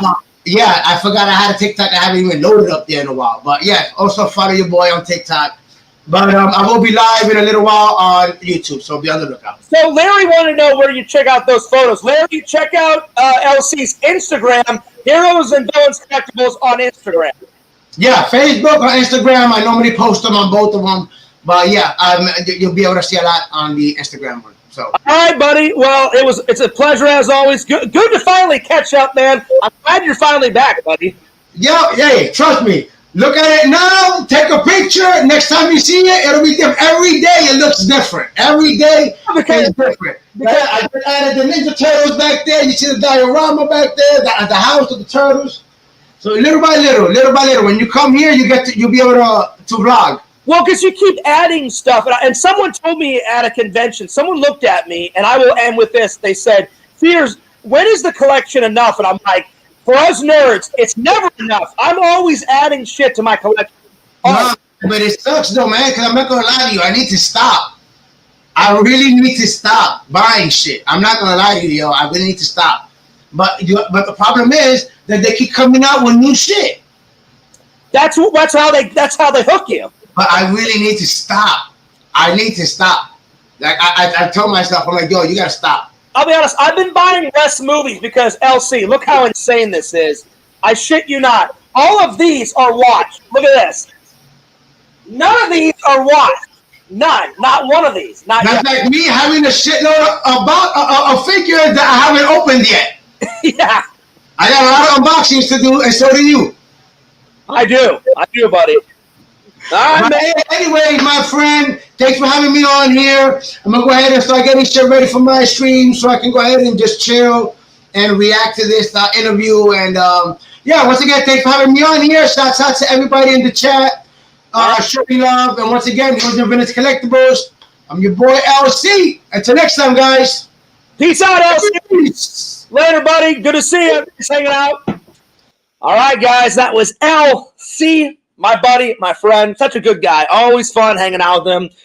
LC, dude, his collection is even more impressive than my collection, my friends. Anyway, Larry, I am beyond belief tired, and I've got them written down. Tomorrow, I am going to watch. Oh, where are they? Hang on. I have them here somewhere. I've got. So tomorrow, I'm going to go on StreamYards again and use their present option, and I'm going to be reviewing. Let's see, where are they?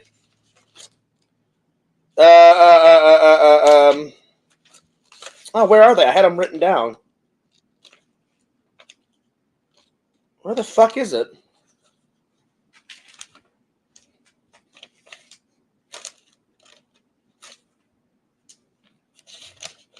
Oh, here they are.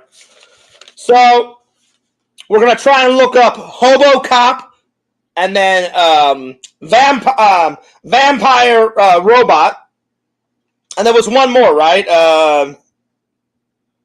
What was the other one?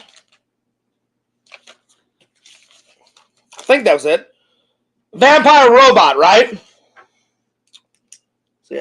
Where was that other piece of paper? I can't find it. I must have threw that by accident. I'll have to find it. Randall.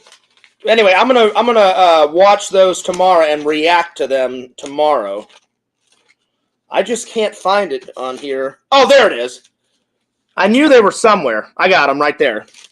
So tomorrow I'm gonna be doing on here. I'm gonna come back on here. Come on here and do Robo Vampire, and we're going to react to that. Then we're going to do the Terminators and find that. And then Randall was joking, but I'm going to try and find Hobo Cop and see if it's an actual movie. And we're going to react to those. And then, yes, Larry, I will do the top 10 presidents. So I'm going to write that down. So that's on the list for tomorrow. And Larry, I would get you in the live, but I am tired. Before I have dinner, before I start editing some videos, Fear's going to take a quick 30-minute, maybe an hour power nap because I am tired. So, top 10 presidents. Because we all have our favorites. So, yeah. All right. I got it. I got it written down. Larry says, get some sleep. I know, man. I was yawning a little bit, and I feel bad because while LC was talking and while Randy was talking, I was kind of not nodding off, but I was kind of yawning because we've been going for 3 hours. That's the longest stream I've done in quite a while, my friends. So yeah. But I want to shout out to all my guests and my friends. Big shout out to Randall for coming in. Randall, it's always fun hanging out with you on stream. Maybe hanging out with Randall possibly this weekend. And if Randall doesn't show up this weekend, then I'm hanging out with my boy, LC. LC, thanks a lot for coming on, man. It's always a blast whenever we hang out in person. See, I'm fucking up on my words. It's always fun hanging out in person and on a live too, buddy. It's always a blast. So yeah. Yep, Larry Randall was on. So Larry, I'll try to get you on the next one, buddy. I'll try to get you on tomorrow. So, yeah. But I'm taking off, my friends. But I hope you guys have a wonderful night. That was a nice, really fun live stream. Haven't had that much fun in quite a while. So, yeah, man. This is on the agenda for tomorrow. So, don't forget to like, comment, subscribe to FearsMan26. Fears Vlogs is the second channel. Follow LC, Heroes and Villains Collectibles, on YouTube, Instagram, Twitter, Twitch, all of it, my friends. TikTok. Follow Fears at FearsMan26 on TikTok. Follow Randall at CameoMan2021 and his second channel, The Mayor of Magic. And last, but certainly not least, follow Larry Tate at Larry Tate, my friends. All right. This is Fears signing off. Peace. Deuces. Fears loves you guys. Fears cares about you guys. And have a wonderful night. And this is Fears, and I will see you later. Peace! Whoop!